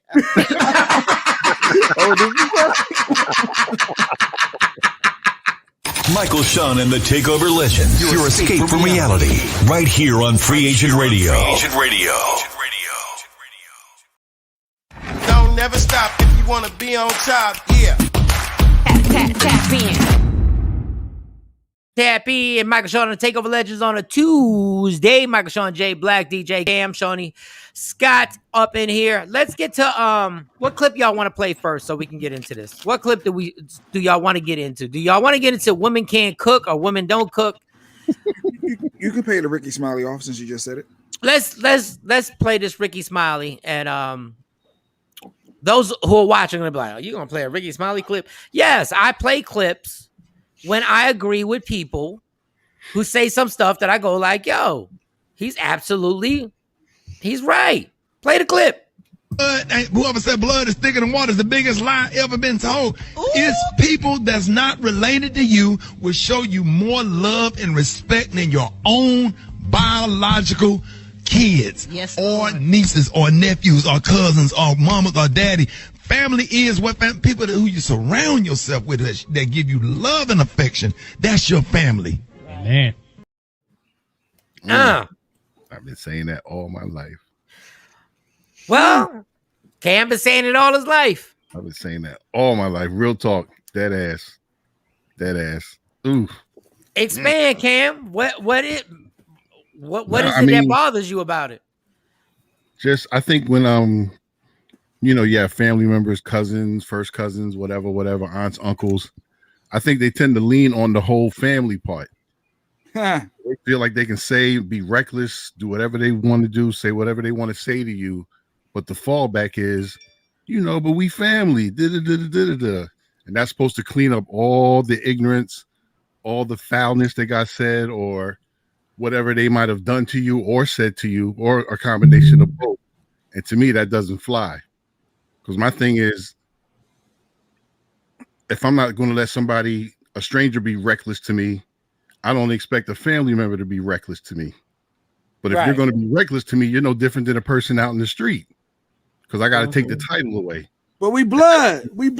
Come on, now. Not when you talking to me like that. You know what I'm saying? Like that's the response. You know what I'm saying? You talk to me like that, we can't be blood. Because a cat in the street would do that, and I would expect it. But I wouldn't expect it from you. We got one person who said we can't hear the clip. The clip was basically Ricky Smiley saying people say blood is thicker than water, and he didn't agree with that because he was like, you can have friends that are there for you that are who fill the role bigger than just because we're family doesn't mean anything. One person said something. Oh, what's good, Mike? Shawn, miss you in Dallas. Stay up, bro. What's good? One person said something. I don't know who it was, and I would love to be able to quote them correctly. But he was like, "Why am I going to this funeral? Because this person was part of my family, but I wasn't cool with this person, and they don't like me. The people at the funeral don't like me." Now that sounds harsh. Yeah, Ricky said that. That's Ricky said that, part, right? yeah, it's part of that clip. It's just long. And my thing is, why would you go to the funeral if you weren't cool with the person and the family at the place isn't, even if you were cool with the person, if the people there don't like you and you don't like them and they just happen to be on your family tree, why do you have to go? Because your grandmama and your auntie said, let's go. That's why some people do it. And let me tell you something. I'm going to say this. My oldest daughter, Amani, says some of the realest ish I've ever heard. And I realized that I was caught in the matrix. She said, certain adults in this family want respect, but they don't want to respect anybody else. Yeah, Certain that adults part. want respect, but And they want to be able to say whatever they want to say. But if you respond back, then what you said, you're being a disrespectful kid. Well, I guess it depends on how you respond, though, because you can have a different opinion, but if your response is coming out sounding crazy and disrespectful, I can see that too, being a kid or a teenager. But if what came out your mouth, well, go ahead, Shawnee. I'm sorry. Go ahead, Shawnee. No, sometimes they just respond back. You know, they might say it's cold outside, and the other person says, "No, yeah, that." It's like, well, they not cold. What's disrespectful about that? But she's like, y'all want to keep saying slick stuff to people because they're 16 or 17, and then y'all want to know why don't nobody want to be around you, and then it goes to, oh, you don't come visit your so and so, you don't come talk, you don't call some. Why would I call you? It's just common sense. Like, she blew my mind with it because I was like, you're right. Yeah. Why would I call you if all you do is nip and pick and got slick stuff to say? In real life, that you're not around those people, but because you're my family member and you're older than me, and you're old. Oh, that was her thing. A lot too, yeah. Because you're older than me, you get to say this stuff. I was never cool with that. And I was like, yeah, but I had a family member I was renting a house out to, and they were late with the rent. And they expected me to understand because the other family members had other stuff going on. They had to help out. And I was like, what? This was somebody else that wasn't family. Like, how do you, I mean, first of all, I learned never do things with family. Just don't rent houses. Don't sign for car notes. Don't co-sign. Don't do nothing. Don't do nothing. Expect nothing back. Yeah, if you're going to do it, just do it and write it off. Yeah. But yeah. So what do? Hey, I need that rent money. But we family. You know, you gotta go. On, oh, you fronting. you ain't right. You gotta go. But that really that when she said that, we let so many people get away with stuff simply because they're older. It is a certain age that they can say what they want, though, right? Usually seniors is at a certain age that they get real reckless and they could care less. But see, that's how we were raised. That's not reality. That's not reality in the real world. But Auntie can say this because, you know, she's 70. Yeah, 70 is definitely 70 plus. You earned that. It's like just, I mean, you let stuff go. You don't say nothing back to somebody 70 plus that says something crazy. If they keep on saying it, you do. Eventually, you do. That's not life. I do that. I listen to it for a little while, but you're not gonna keep on. You ain't gonna keep on talking to me because I'm grown. I got my own problems. Yeah, you don't get a like. I don't know what this pass is. Wrong is wrong and right is right at the end of the day. Seniors get a pass. You know, our seniors, our aunties and grandmoms and parents, they yeah, but it's they've been saying to say something to somebody. You don't have to be rude and nasty and cutting people down. And to top it off, they've been saying slick stuff since they was in their 50s. Since you were a baby. They've been talking slick. And what happens is that everybody coddles them and allows them to get away with this make-believe in this make-believe world where you can say something and not get and everybody's sitting there like, I could really hurt your feelings, but we're going to let it go. And then they're 65 and then they're 70. And then it's like, well, you know, she's 70. Why ain't nobody saying no when was 47? because they family. Nobody want to shake the, rock the boat and ruffle nobody's feathers and all that.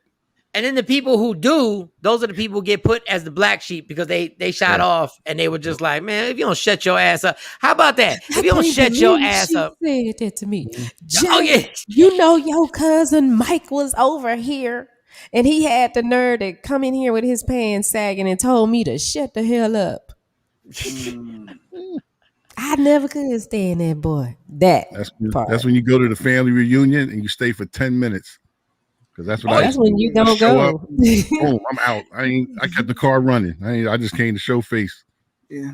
Out of here. They say you choose friends, you don't choose your family. Ain't that what they all say? That's the other thing. Yeah. I got friends like Mike's one of my, I got 5. I always joke and say I got a top 5. That's funny. That I can rely on Mike in a way that he's a family member. I don't even know if he knows that. But I know our relationship and our honesty that I could come to him with anything and he'll be honest. He'll give me the real. And if he can do it, he'll do it. If he can't, he can't. And if I ask him something, he's going to tell me the truth. He's not going to sit and give Cam the answer he wants to hear. He's going to tell me what it is. And I got to make that decision on how I'm going to deal with it. To me, that's family. You know what I'm saying? Well, how do I get in Cam's top 5 friends? Come on, Tom. Like, what is going on? You got your top. No, I see what you're saying, though. I got 4. I got 4 friends. So it's like, I get it. So I get what you're saying. Like, you got those people that you can, you can tap in and, get the real deal and hold you down. And And not only that is family members like, and I was trained the way Jay Black was trained. There's a certain age where you go like, just let them talk. Let them talk. Yeah. But that's not real life. That's not real life. And when a 17-year-old notices it and see, you gotta understand when a 17-year-old says, like, why did she get away with saying this? Who is this B? Oh, hush your mouth. And honestly, she brought me to her side. I was like, listen, if you don't want to go over there, don't go over there. Because everybody, the new generation mindset of stand up for yourself, speak. Like, is that is a new culture, right? Every generation, rather. Is that what that it's a new culture. But I think it's the same reason why families are effed up, because nobody ever said anything that was the truth. We just went along with it and everybody got the pass and everybody was family. So everybody was able to do whatever the hell they wanted. Oh, that's just so-and-so. Oh, that's just so-and-so. Oh, that's just, and everybody had their position. But the truth those titles, that's the other thing. Titles, auntie, a grandmom, a mom, a dad. Everybody got room to make mistakes and say something crazy. But when you put those titles on them, everybody thinks that's a clearance. I always used to look at things, take the title away. And if somebody in the street said that to you, how would you respond? That's the honesty of what got said. You know what I'm saying? When you take the titles away, that's my big brother. But what did he say? He said something reckless, blah, blah, blah, blah, blah. Now, what would happen if some dude in the street said that to you? Right. Yeah, we be at it. Something be going on. So that's what it is. Don't use the title to let somebody just get away with saying anything. I'm never a fan of that. Never felt that. I felt like that as an early teen. Was just not a fan of that. And that's why people wind up veering off from family functions and it's sad, but Doug, just deal with what it is. If everybody is held accountable for what they say, let's air this out and let's be held accountable. Well, what happens is like everybody. So grandparents get a pass. Then adults get older and they think they get a pass. And we do this ritual where you can have bad opinions about something, but because the older you get, the more of a pass you get. So you can get dumber as you get older, and everybody literally accepts what the hell you're saying. Exactly. I'm just being consistent. Yeah, I've been dumb, but now I'm about to be 60, so I'm allowed. Really dumb. Yeah, I'm now really be dumb really now. dumb. I'm ignorant and just say whatever. Yeah, yep. and I know they were people I should have been cursed out, and I don't regret not cursing them out, because I understand cursing somebody out. It's better just to let it be, because when it gets ugly, it all just gets ugly. And so I don't regret not cursing certain people out, but I know I was valid if I would have. And the hardest part is knowing that if I would have cursed you out, you're not built for what I was gonna say. Mm-mm. And half the time you don't do it because you really look at them like you're not built for what I'm about to break your entire life down and expose a whole life. And I'm like, but I'm not gonna get no satisfaction out of that. Because when I leave, you're gonna be like, so-and-so just exposed my entire life. I'm a fraud. And that's not what I meant. I just said you made mistakes. Yeah. And certain stuff you said wasn't right. It's all wording. Your wording wasn't right. Your aggression wasn't right. But if we get into the curse out situation, you're gonna feel like for the last 30 years, everybody in this family has known you're a fraud.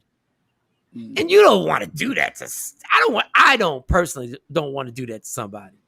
I think they know though. That's why they act like that. They know they messed up. So And Jacqueline is saying basically this new generation is showing us that we've been doing things wrongly. But I'm thinking, they go too far though too, right, Jacqueline? Because then it turns into canceling this, and we shouldn't do it. Like, I feel like everything is being fought for, but is it taking it too far? So I get it. Like, I mean, I'm letting the senior go off. Let them go off. You can word it to say your thoughts, and then you can see their next response may escalate. So it's like, is it really worth it? But yeah. well, them going off is one thing, but when some of these adults take it to being disrespectful, and even though they are, the person might be under 18, you can still be disrespectful to a kid. There are some things that you can say that can really be out of line. But you're a kid, right? You're supposed to take that as a kid, right? As an adult, you should have enough sense to know how to handle a child. You don't tear a child down. You correct what they've done wrong, and then you build them up with love. But you don't tear a child down and talk to them like they're a grown person on the street. You don't do that. You don't do that. Okay. Equal rights for Shawnee. Okay. All right. Now, but I do think our families and the structure that we've had and the stuff that we've allowed to go on has been wrong, and we get mad when somebody exposes it. Mm-hmm. That's right, Mike. Some family members get exposed after you tell them the truth, and you can go on and on and on. But there's going to be and listen, I'm not saying when you're 16 or 17, you don't know nothing, but you do know something. And we're quick to tell kids they don't know nothing, but they do know something. I've been around. I've been through this. You don't know. Chill. Relax. Yeah, they be like, they know how they feel. They know how they feel, though. And the funny thing is that their feelings ain't as jaded as our feelings are, because our feelings have been jaded through lifetime experiences. So a lot of things we settle for simply because of what we've gone through in life. They're brand new, and they go like, "This don't seem right." Mm-hmm. Fresh eyes. You're not supposed to say this.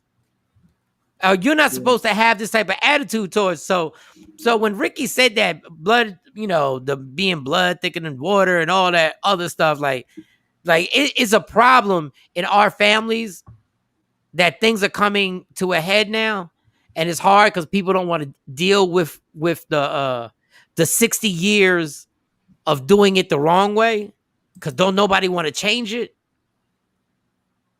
So yeah, I know, I get it, parents. I get we grew up and your kid did something wrong, they said something crazy, and you went in their mouth. That's it. You went in their mouth. I said so. That's why. I just always want to say this to the parents. They always go, every comedian, beat your kids. Now, this all was going on in the 60s and 70s. And then all of a sudden we had a generation of crackheads. What did the beating of the kids help? Like, what happened? When everybody was beating their kids and the prison systems got filled up, what did the beating of the kids help? In actuality, beating a kid, when you beat a kid, you have really officially said, I don't know what else to do. Now here you go with the topic, because I'm sure people that completely disagree with that they feel like you can whoop your child or backhand right in the mouth, a little punch to the chest, like, and you saying they get nothing out of that? I got nothing. I got punched in the chest. I got the whole thing. You had to second guess the next actions if it was something similar, right? You had I didn't. I got in trouble. Until you explain to me, until you sit me down and you talk to me, hitting me because you caught me. How you gonna hit me for something that I see you doing? But because I'm 15, I'm not supposed to do it. Do as I say, not as I do. Wait, say that again, no, Mike. You said, how you gonna hit me for something that I see you doing? I see you doing. If I find out one of my kids snuck liquor into my house and drank it, what? I'm supposed to say what? What about have a curfew? conversation with him? What about curfew? Because some of the common things, say if it's curfew, Monty's supposed to have been home by 11 p.m. Now you ain't heard from her. Now it's 11:30. You call and she's like, "What? Chill, I'm on my way." And now this is multiple times it's happened. Mm-hmm. It's gonna be a problem, and we're gonna have to start talking about talking. You've been talking. Listen, you've been talking. So when she comes home and I bust her in her face, she still came home late. She still didn't answer the phone. She still didn't. Nothing changed. Will she think about that next time? Is she gonna make sure that alarm is set? I don't want to come home to getting busted in the mouth again, and I want to be able to go out. So she's not going to think about that? No, she's just going to formulate a different plan to stay out late.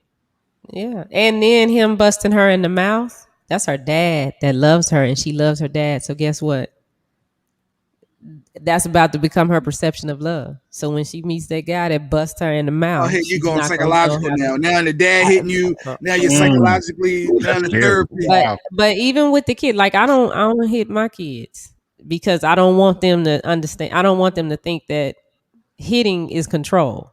No, you talk, you use your words. You don't. I shouldn't have to hit them to make them do something.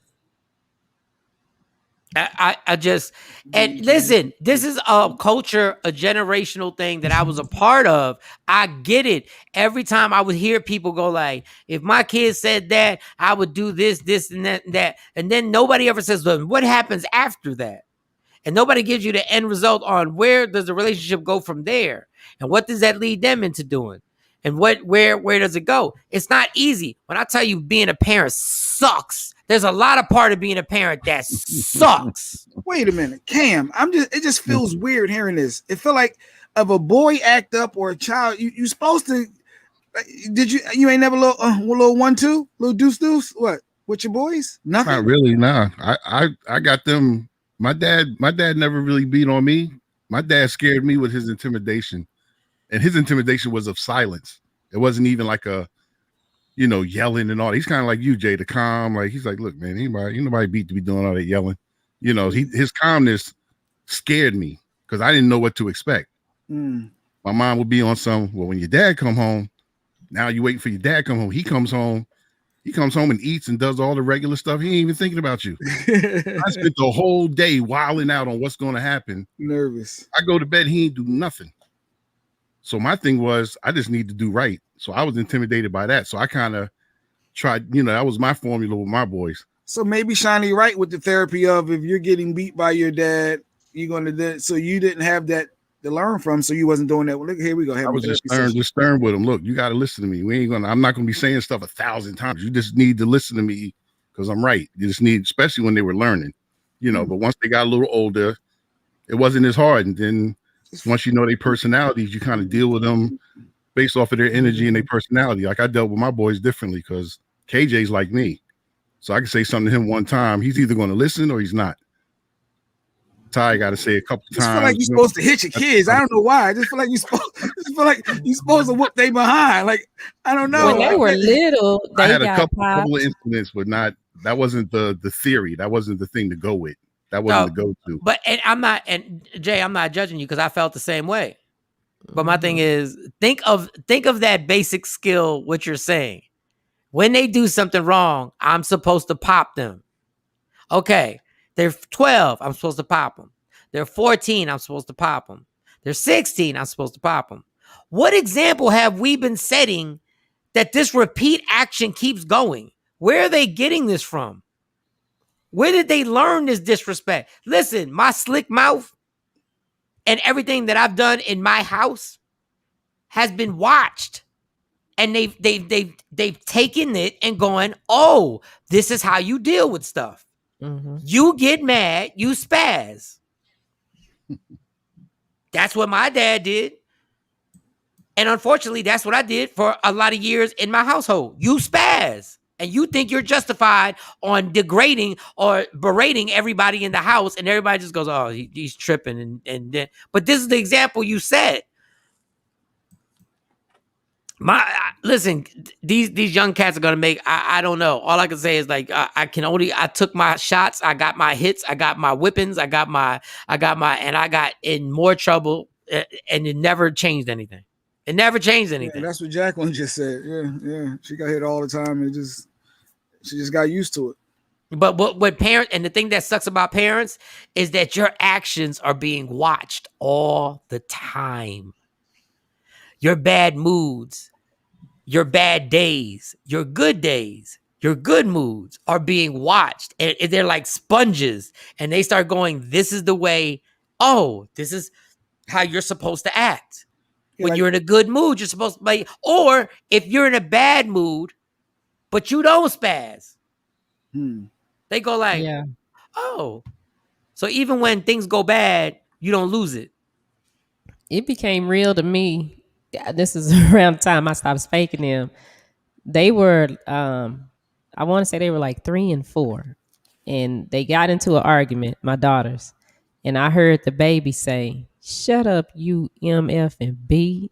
And I was like, dun, dun, dun. I know where she got it from.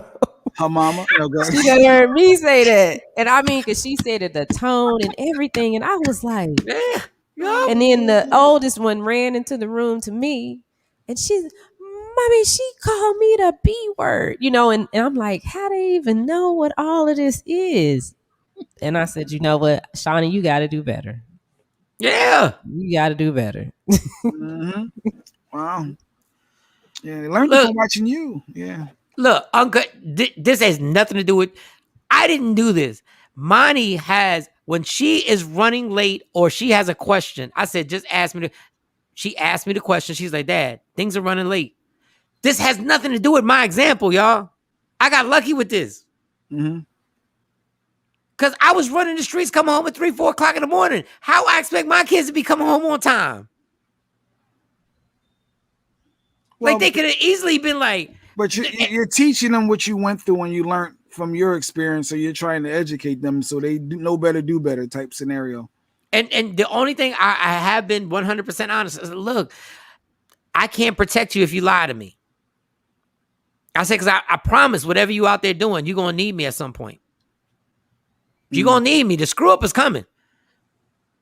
Thanks, Action, for being honest. Action said when he used to spank his girls at a younger age, but stopped when they got to be a certain age. But those early spankings did help because they know what they can, what can happen. Yeah, the early spankings. There's consequences to your actions. It's teaching them there's consequences to your actions, right? You got to pop somebody. You got to pop little. I just think there's a certain age where you realize how disrespectful it is to hit somebody. And they start realizing, like popping a kid when they 4 or 5 and popping them on a bottom and blame if you don't stop, and they look like, oh, okay. Ooh. But if we're going to keep using the same discipline that we use to train a dog, we got a problem. So extension cords ain't good? No, that is no. Like I can't believe fresh out the bathtub. Yo, dang, you must have been bad, Jay. I be hearing those stories, and I'm like, yo, what? I got some questions. I gotta have some dialogue with some people in my family. Yeah, I don't know if I should have been beat with extension cords. I don't know. Hell no. But I mean, that's what they were taught. That's what they were taught. So that's what they do. But I mean, no. And as a parent, I thought about it at one point, but I was like, no, I'm not doing my girls like that. I know the last time my dad beat me, I think I was like, he beat me actually with a wiffle bat. We were still in New York. I think I was 12. I said, you know what? I ain't crying. I said, he ain't gonna beat me no more because if I don't cry, ain't gonna be no reason to beat me. Oh, you try to take it. Oh yeah, I took it. You 12 years slave. He's looking at me. He's hitting me. I was just holding it. I was holding it down, boy. Straight I'm Brooklyn like, on them. that- That was the end of that. Everything else was a conversation from that point on. We talked about everything with no more of that beating because I was like, this ain't gonna work. And listen, I don't touch my girls, but let me tell you about the dynamic with a father and his son. Where do you think it's gonna go if you're gonna keep putting your hands on me? Oh, yeah, we might as well get a. I just want to know where do you think this is gonna go? If every time, if I got F's in school, there's a reason. Something is going on in my life. Something is happening with these grades. Something's going on. Either I'm with the wrong crowd, I'm doing the wrong things, I'm going through something in school. But if you keep beating me at a certain point, I promise you, to every father, especially you 6'2" fathers, 6'3", 6'4", your son's gonna be 6'3", 6'4" at some point. Your kid ain't never really fighting you. You're gonna always be able to beat your kid. No, you're not. You're living in a dream world. Let me tell you right now, your son would, if your son was 18 right now, he'd bust your ass with your rotator cuff. The mental aspect and being a father, you're gonna always win. No, the mental aspect happens until you get sick and tired of it, and you go like, dog. Promise you. Wait till my shoulder get better. I'm ready to go fight him right now for no reason, just to let him remember. Hey, yo, I'm in charge. Don't you ever get older thinking you gonna take me down? No. But my thing is, guess what? That the whole point is your actions would have showed him that without you ever hitting him.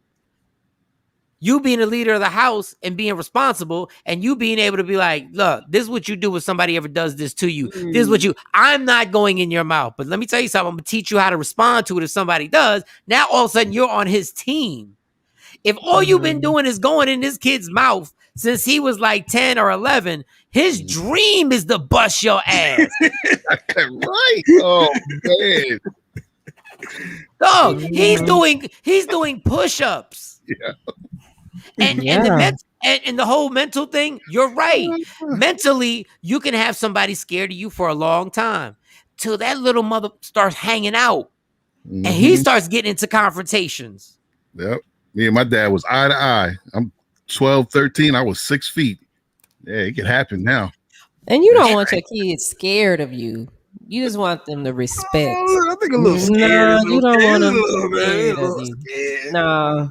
Well, I don't want mine scared of me. I want them to feel like, I mean, my girls know I don't play. You know, it starts as scared because that's all you know as a kid. You don't know what respect is. Then it turns into respect. But it starts out, intimidation. You're scared. And then it turns into respect once you reach that point where you truly understand all of it. But there was that in-between moment where, yeah, me and my dad could square up. I was like, man, he's 6 feet. I'm 6 feet. I was like, look, I was feeling myself. Had a couple of fights in school. Yeah. I mean, but my thing is like when it gets ugly is when you're 18 or 17. You don't want the confrontation to happen with you and your pops and you're 20 something and you like, you know what? I'm gonna punch you in your mouth for a lot of years. That's an ugly situation that you never want to have with a parent. Yep. Like you never want to have that and that anger can build up for a long time and come out at the wrong time.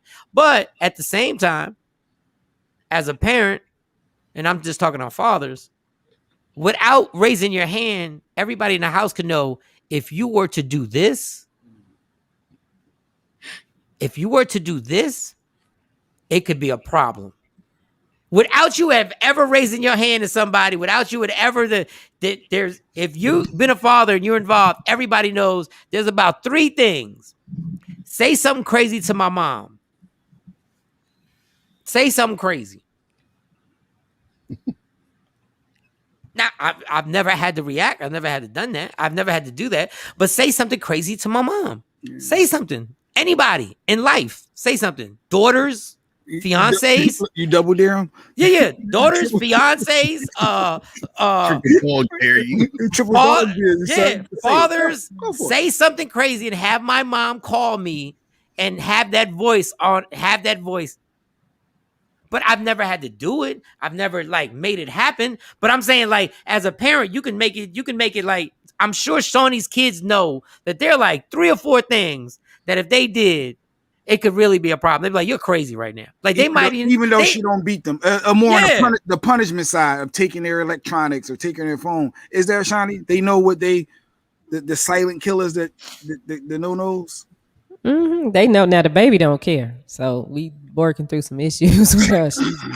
Yeah, you gotta mold. You gotta mold the baby. You gotta mold the gangster. baby. Yeah, you gotta mold Every day the baby tests my gangster, but the oldest one is, she'd be like, "Nah, I don't want that smoke from mommy. I'm trying to keep my phone and talk to my friends, and And But they're not bad. I saw Action's comment earlier about the kids will put you in a home when you get older. That's their payback. They not taking care of you. They're gonna put you in a home. Mm-hmm. Like that's. Woo. You don't think about that earlier. Like, I would be right by then. You don't think about that. Yeah, here's this other one. Remember the story of the father and son shooting at each other? Oh yeah, Dad at the house. used to beat 'em. Father and son busting guns, shooting at each other. But that's what I'm talking about. Where'd you think this was gonna go? Do you think this is a whole mental thing? You live in this neighborhood and your son been out here busting shots off with other dudes, and your only reply is, "I got a gun"? No, we both got guns. And we both grown. We both grown. So now y'all look crazy shooting at each other in the front lawn. Because y'all couldn't have a conversation when the kid was 13 or 14. Right. Y'all couldn't have a talk. Mm-hmm. Like, before you get this gun. I got to get your respect before you get this gun. But listen, I hate when people be like, "You ain't got no kids." They be trying to look bad. They look that. I love having kids, y'all. I love having kids. Want to make it clear. I love having kids. But I love you other adults who be like, they'll look at somebody who's like 35 or 40. "You ain't got no kids?" And they be like, "Nah." And they be like, "Hey, man, can't believe you ain't got no kids." Let me tell you something. Let me tell you something. I don't know what it's like to live without having 3 daughters. But if I'm 40 and I don't know if I didn't have any kids and I didn't know what this relationship would be like, I would be all good. I'd be all like, live your life, homie. Live your life. I love having 3 kids, but I also know, God, if I had no kids right now, I'd legitimately be rich. Like, for real. Like, not on no stunting stuff. Yeah, I get what you're saying. They cost money. Yeah. No, we wouldn't even be doing this morning show. I would legitimately be on a beach somewhere.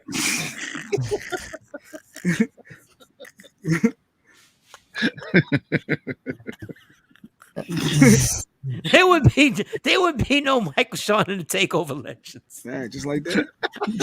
I would be FaceTiming you, checking up on y'all like, "Yo, y'all want to come out? Oh, I forgot y'all got kids. Never mind. No. I was gonna pay for your ticket to come out here, but I know y'all got kids and everything like that. I know. My bad. I wouldn't even have a drinking problem. I would have a drink in the pineapple, just sipping. There'd be no drinking problem. I'd be good. I'm like, everything's good. Y'all good? All right. I'd be sending gift cards to all your kids and everything like that. I'd be excellent. I'd be excellent. Funny. It changes things when you're rich. Yeah, planning trips to Mars or something. I saw that with Jeff Bezos. I said, these rich people got nothing else better to do but want to go out of space. What? No, do you know why I'm mad about that Jeff Bezos going out to space? If that rocket were to ever crash, do you know Wall Street? Do you know we'd go into a spiral if Jeff Bezos died? Oh, because he controls so much of the what?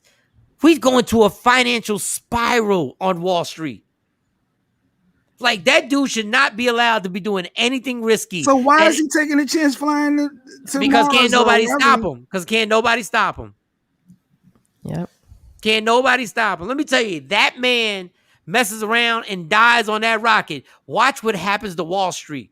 Just watch. So is there a certain stock I should buy, like, before he start to? I don't even know. In preparation of, just in case. I gotta be ahead of the game. It might be the stock that. Y'all gotta ask that Barry White guy that was on. Our financial guy. Ask him because I saw him live yesterday. You know how many people got so much money in Amazon stock, and if that guy dies, what would happen to that stock? Cats would be jumping out of windows trying to sell they Amazon stock that would go down to 10 cents because he's gone.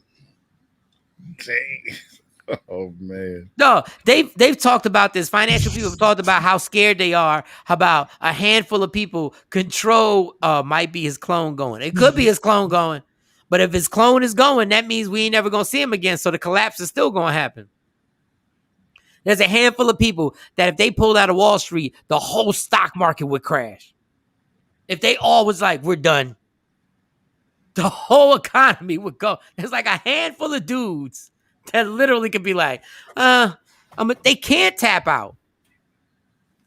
This dude going on rockets to Mars and Venus, and man, if you don't sit your Amazon ass down and just enjoy being filthy rich and knock off every chick that you dog, if Jeff Bezos I'm not even gonna say it. Then he called his brother like, "Yo, let's go on this trip together." He's like, "Where are we going? We're going out of space." It's like, what? You know how stupid that is. Wait a minute. Somebody's in my. Oh God! You know how crazy that is, and what do they know that we don't know that they're venturing out to space? Like, is anybody not curious on why somebody who's filthy rich that has everything that they could possibly have in life? Why are you flying out to space? What do you know that we don't know? Actually, just said it's because he's I guess Elon Musk has his own outer space craft, shuttle or whatever. And I guess they're trying to get the commercial space. I guess is it about money? Is it legit something out there that they can buy? I know these white men. I know these white men must laugh at rappers who try and show off with their Bentleys and try and show off with their richest cars in the world. And these guys are like, no, we going on spaceships. We going on spaceships. We going on spaceships to Venus. That's what we doing.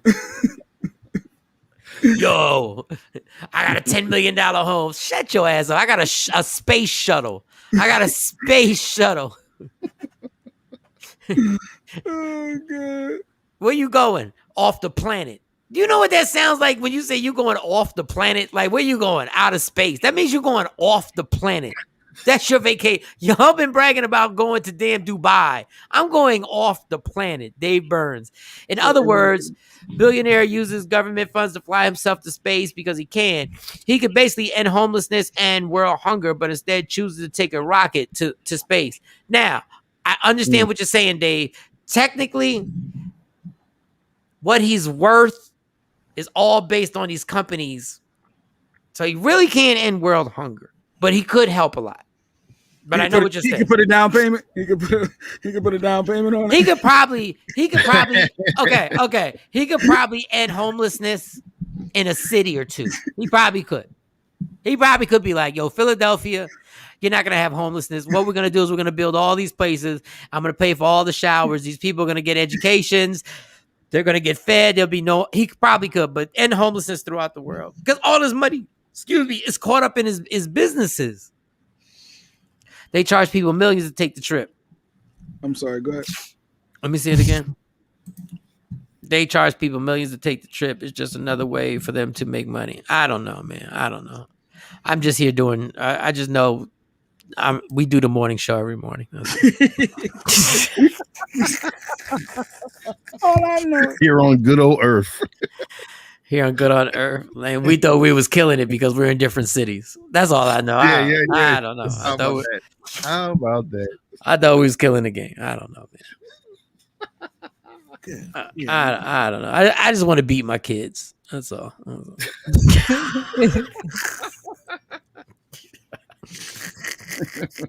And have no repercussions afterwards. I just want to beat my kids. I want to get drunk a few times in my house and just leave me alone, kids. Let's just leave me alone. Just leave dad alone. Go ahead. You shouldn't be drinking. I know, but just go to the river. Y'all leave me alone. There won't be any confrontation. Just let me watch this game. My wife was right. What was she right about? The Dr. Kanisha texts me back. No, my wife said I shouldn't be taking the weed pen with the opioids. And everybody knew that, Jay. Everybody knew that. Not at the same time. Everybody knew that, Jay. Well, I feel better. I feel better. I'll tell you that. The pain went away. Yeah, but there's a lot. Like I told you, I take medication on an empty stomach, and you were like, whoa. She said not. Wait, well, no, she addressed that too. She addressed. I said Mike just said because she was on IG Live, and she heard, and her response to that was, I'm sorry. No, do not take pain meds on an empty stomach. It doesn't have to be a full meal, just enough to coat your stomach. So you can't take it on an empty. It should be something. Yeah, you can. You just shouldn't, but you can. I have pain medicine at all. I've taken it on an empty stomach. But if you don't want your stomach to hurt and get, this ain't even a word, but they use this word with me, your stomach gets gripey. You don't want pains in your stomach, you don't want that achy feeling and all that other stuff, then yeah, you should eat a piece of bread. So your medical advice, wait, you caught the medical advice for Mike is you don't want to be gripey. So no one listens to Michael Shawn, please. Listen to what the doctor. No, I'm just telling you, your stomach's gonna, the reason why they tell you is because your stomach's gonna hurt. Your stomach's gonna hurt. There's gonna be that pain that goes to your stomach because you ain't got nothing. It's like if you lactose intolerant, you drink some milk, your stomach's gonna be in pain. So it ain't gonna change nothing though. The fact that you're smoking and taking damn oxycodone and you're worried about your stomach being coated is such a crazy dynamic, yo. The fact that you're smoking blunts and taking Oxycontin, and then you're like, but I won't take this medicine on an empty stomach is so crazy. It's so bacon, crazy. Please, bacon. Need more bacon. You sound different when you say it like that. Bacon, weed, and pills. Hold on. And Shorty I've just said it. Bread and crackers. I told him just eat. All you have to eat is 2 bites of a slice of bread. That's it. And you'll be good. He's still waiting on bacon. No, he ate already. Did you eat my wife, she brought me a jelly, toast and jelly, butter. Yes, toast and jelly, and you're good now. So take your medicine and smoke your blunt. Oh, I did, but I wasn't supposed to do both. Is what I did. You weren't supposed to do both of what? Taking the oxy and the pen. You can't. Oh, yeah. But that's what I'm saying. Yeah, go ahead, but knock yourself out. You're already breaking the rules. Go ahead.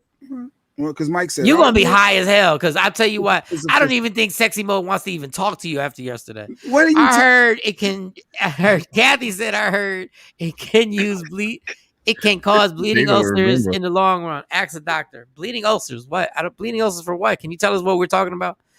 I'll be some of the empty stomach. Yeah. Don't worry about. And I love Sexy Mo. Yeah. Matter of fact, can I bring her in? Can I introduce her? I don't even think she wants you to be here. Shorty Doo-Wop said, how you smoking blunts and perks? You about to be messed up. No, he understands like the concept of smoking blunts. Well, he's smoking a weed pen. It's marijuana and medical. Yes. It's not the same as a regular blunt. It's weed. It's weed. I just try to make it sound different. Go ahead. All right, so let's bring in and Mo. It's up to Mo. We got like 30 more minutes. It's up to Mo. She wants Jay Black to be here. We love our Sexy Mo. Mo has been riding. This is somebody that's been riding with us 20 plus years. Part of the TakeOver. Where's the smile? He's on the squad, the team. The smile. It's official. No teeth. We see ladies no and teeth, gentlemen. no smile. Our girl, your girl. Ladies, allegedly with Sexy Mo. Sexy Mo, everyone. I can't clap with 2 hands, but Sexy Mo, give it up, ladies and gentlemen. Yeah, look at this. Look at this. That's our girl. Good morning, Mo. How you feel? God.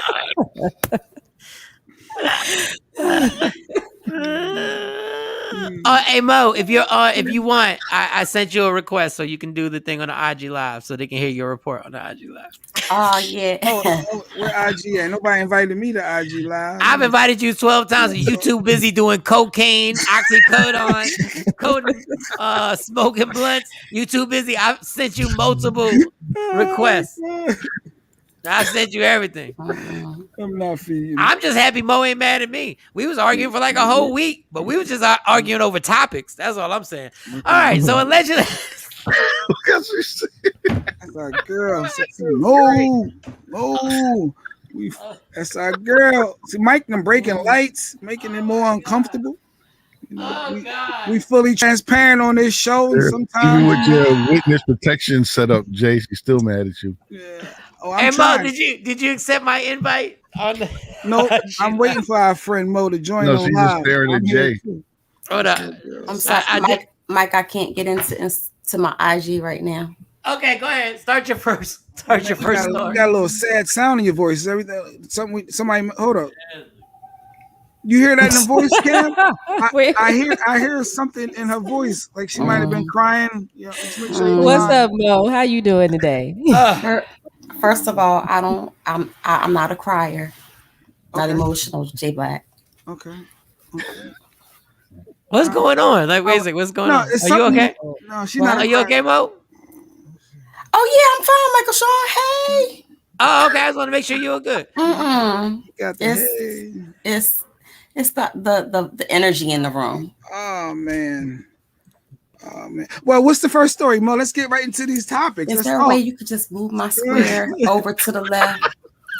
Wait, you don't want to be next to me on the square? Can I be down there by Shawnee? Okay. Thank you. No, put her in the middle. Put me at the bottom. She's front and center. This is Mo. This is a legend. Just go ahead, Mo. Go get to your story. So anyway, Michael Shawn, this is the week of the divorce updates. People who are not getting back together. Okay. So let's start off with Safari and Erica Mena. I knew that this was going to be a little rocky. You're absolutely right, Paul. You're absolutely right. Oh, wow. Paul made a comment for those who can't see it on Free Agent Radio. Paul said Mo can't deal with crackheads this morning. Right. I didn't call Jay a crackhead. No, ain't nobody talking about me. He's not talking about me. Why would you assume that's me? Keep going. Because you're doing Oxycontin and you smoking blunts. You got the weed pen. Erica and Safari, come on. I'm gonna hear what's going on. Actually, your wife should go get you a little shot of vodka. You might as well just tap it off. You might as well just tap that thing off. Hold up, one more comment, Mo, before we go back. David Burns said, I want to follow up with the severe blood loss that may require hospitalization that may cause black and blood vomit stool to become blood in the Jesus, guys, I don't know. Euclid, I don't. Hey, Jay. Ulcers, Jay. Don't do anything on an empty stomach. Yeah. I don't want to be hospitalized. Come on, Doo-Wop. Go ahead, Mo. They never get back together again. Anyway, so this is going to be a contested divorce. Each side is saying that they want something. Of course, Erica Mena wanted full custody of the kids. Safari's like, no way. I want a say in not only our existing child's life, but the one that's in your stomach that you're about to drop to. So he's filing for joint custody. Mm-hmm. That's ironic. Erica Mena is going through a divorce that she was trying so hard to put a friend of mine through so much stuff. It's so crazy how the universe comes back to that. Well, she actually filed for divorce from Safari. And then of course the pregnancy happened. And, they pop back in the media like one wholesome family, and then boom, bam, she filed. So, she's countering with exclusive use of the home they share. He said, take the house. I'm open to that. But I need to be relieved of all financial duty from the house. So which means our name could be on the deed together to share this property. But any type of, like, if you go to refinance the house and try to pull money from the house, I don't want any parts in that. But if they sell the house, he said he wants, his part of, the equity that he's put into the house with Erica. So they're going back and forth.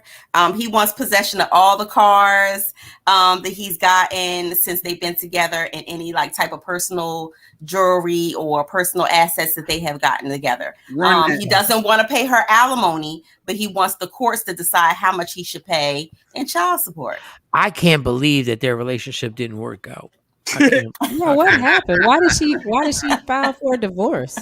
They seem so happy on Instagram. I know. Right. I can't believe. I haven't been this, man.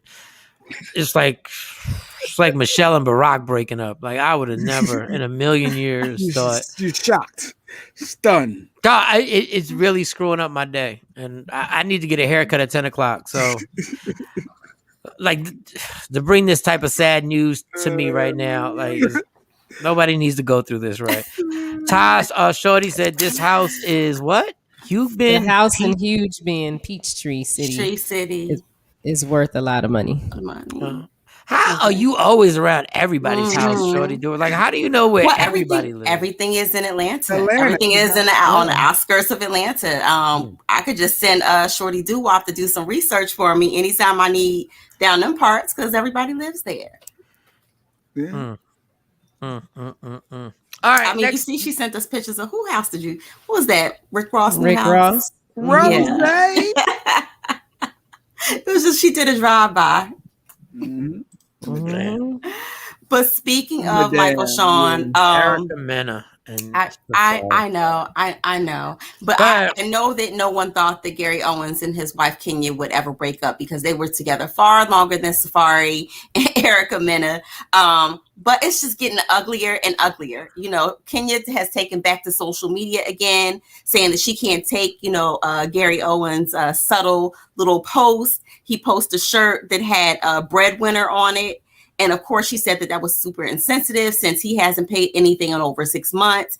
She said that every bill was in her name. Okay. All the financial aspects were in her name, and that he hasn't given her anything to pay any of those bills, whether it be the mortgage, gas. She said, okay, even a cell phone was in my name. She said, and I didn't take to social media and tell everybody. She said, but now you went and got a whole nother cell phone and left me with the old bill. So this is all about money, money, money, money.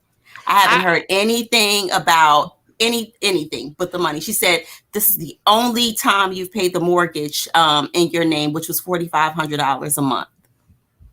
But everything else.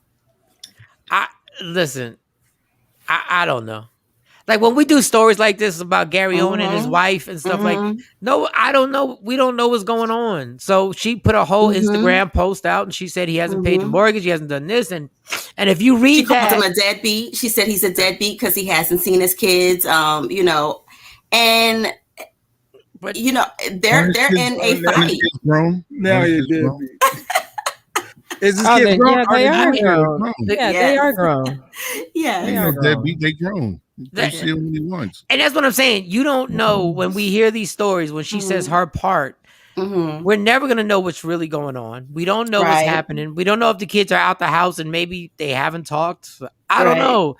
And how do we know the breadwinner post is about her? People take posts so they talk about the breadwinner T-shirt was about that was petty. That was petty on Gary's part. That was petty. Like he shouldn't have potential sponsor. That was getting petty. That was petty. But I don't know the facts behind the facts. She's saying a lot. Yes, she is. She's saying a lot on social media. But we don't know if those are the facts or those are just her opinions that she put out there, and that's her view of everything. Now, if they decide to go back and forth, it's going to get ugly because then if he starts saying, yeah, but this, then it gets boring. Like, but both of them have lawyered up. So I really think that is Gary Owens' side telling him not to have any communication at this time until they solidify something. So if they lawyered up, yes. if they have lawyers, you're going at him on Instagram basically to embarrass him because this is not going to be productive. Right. So you're not doing this based on it's going to make something different happen. You have the lawyers, y'all going to court, and all this other stuff is it just your frustration? Because it's not going to change nothing. Like if he's not paying this stuff, his lawyer advised him not to. Right. So and what it's going to do is it's going to cripple her with her credit because her credit is going to be all tore up and jacked up if what she's saying is true.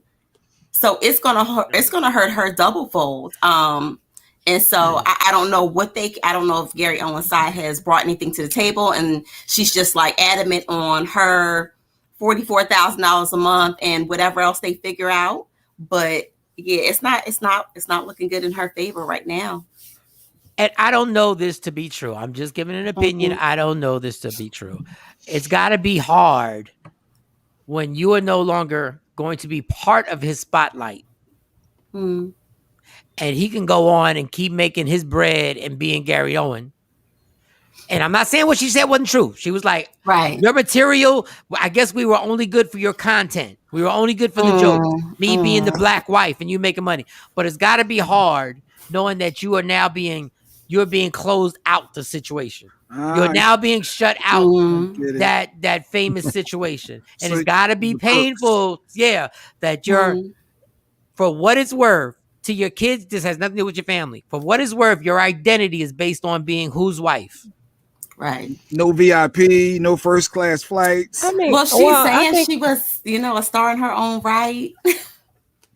yeah, but after being together that long, and I mean, that got to be hard for both of them, really. Yeah. Y'all, No, they it were together does. a long time, and then it's like, what happened that was so bad that y'all can't get this together? Because they 'Cause probably ain't nothing in them streets. but they probably this look. And once again, this has nothing to do with Gary Owen and his wife. I'm saying this relationship was probably over 5 years ago. That's what I'm saying. As most couples who split, it's not something that just like immediately happened. It's either a gradual progression that I'm tired of you, I'm sick of you, I'm sick of you too. It's kind of one of those things that, and I don't know the particulars, none of us do, because we're not behind closed doors with them. But just in divorce, period, I think that it's just a moment where it's like all right. And that's why Kevin Hart is still the best that ever did it, because I know him and Torrey Hart went through a gang of stuff. I know they've been through a gang of stuff. But one thing, Torrey Hart has never complained 1 second, 1 millisecond, whatever is about any financial situation. Yes. Yeah. And he has never come out and said anything crazy about her Instagram. I give them credit because I know they've been through their ish. I don't know what's going on in this situation, because I would think Gary... Like if I was in that situation, I would think I would just be like, yo, I would tell my lawyer, take care of her financially. She has been here for 23 years, y'all. Like, no matter what happens in my life, if I make $1 trillion, Stacey ain't, and me and Stacey we don't work out somehow, some way. She's never going to work in her life. But you're going to make a sweat. If she cheated or something, you're going to make a sweat. Like, I don't know, Mike. I don't know. Like, if somebody, like, it depends on what happened. If it was just, if she cheated, it got to be a little something personal. But I don't see her. I don't see her putting all this stuff out if she cheated. It wouldn't serve the purpose. Yeah. I get what you're saying. And I think 23 years, like once they stop being mad at each other, if he go through something, that's who he gonna run to. That's who he gonna run to. Because it depends if she didn't. Now, if she cheated. That's why I said the cheating might have changed things. I don't think. I got him. I knew I got him. I don't but think the way she did. acted, I don't think she cheated the way she acted. She put too much stuff out. But if she did, okay. I mean, and then she'll go to him too. So it works both ways, because they have that trust right now. They just mad at each other. If you cheated, you're dead to me. Well, tell them how you really feel. Exactly. But on the flip side, if it just got to the point where we just sick and tired of being with each other, I'm still gonna make sure you're good, because I'm like, you rolled out. But if there was the host of American Bandstand used to be Dick Clark. If Dick Clark was in your mouth, you're dead to me. What? You're dead to me. Figure out. I'm gonna go on being famous, and you better find a hobby. Amazon is hiring. Just in case. Amazon is hiring all the time. I cannot. Just in case. I can't. I don't think that's the case, but just in case that is the case. But I don't think that's the case. Well, I saw you who's going to be sitting waiting and who may need a job with Amazon by the time he gets out. R. Kelly, his attorneys are dropping him. They're just waiting for the judge to sign off from his federal case. And they are citing that the problem is with the other part of the legal team that R. Kelly has hired. Like, they are not working well together. It's the battle of the egos. They say it's real bad. But this close to the trial date, you have to get a judge's permission, because it's really like sabotaging your client. Permission for what? Wait. Permission to leave the case. So they want to leave R. Kelly's case like pretty much moments before the trial is supposed to begin. And it's because they're clashing. They're like, you ain't got the money to pay us, and you're guilty. This is let me wrap this up. You ain't got the money to pay us. We know what your financial situation is. I believe I'm not gonna get paid. I believe I'm gonna leave the case. You know, R. Kelly will always be getting money. He will always get money. He will always get royalties from some. He don't even know. We don't even know if he's getting the royalties. The boy can't read. We don't even know what contracts he signed in real life. Yes, boom. No, in real life, that was R. Kelly's problem. He couldn't read. We don't even know the contracts he signed. Like, R. Kelly should be so filthy right now. Listen, if he did what he did, he should be in jail. But people like that who are in that type of situation, he should have been able to get off with the money. But his money just ain't right. But yeah, he's gonna be. Hey, God bless, dog. I hope you're comfortable. Well, he's still sitting. Well, he's not comfortable because he's sitting, he's waiting, and he's not going to. He's not been granted bail. You know, of course, they cited he's a flight risk and he's a danger to society with the charges that he's being charged with. So, in addition to that, he's still waiting on another sexual assault charge, which is not included in the federal indictment. So we'll see if the judge is going to move forward with the rest of the legal team, whether he's going to let these guys off the hook, which are his top lawyers, by the way. Like, they're pretty much the mastermind for the case. And so they're clashing with the other legal team. That's bad. That's real bad. You know what's crazy? It must be a crazy feeling to realize that you were one of the biggest stars in America. And at this point, nobody really cares. They would do the story because your name was R. Kelly.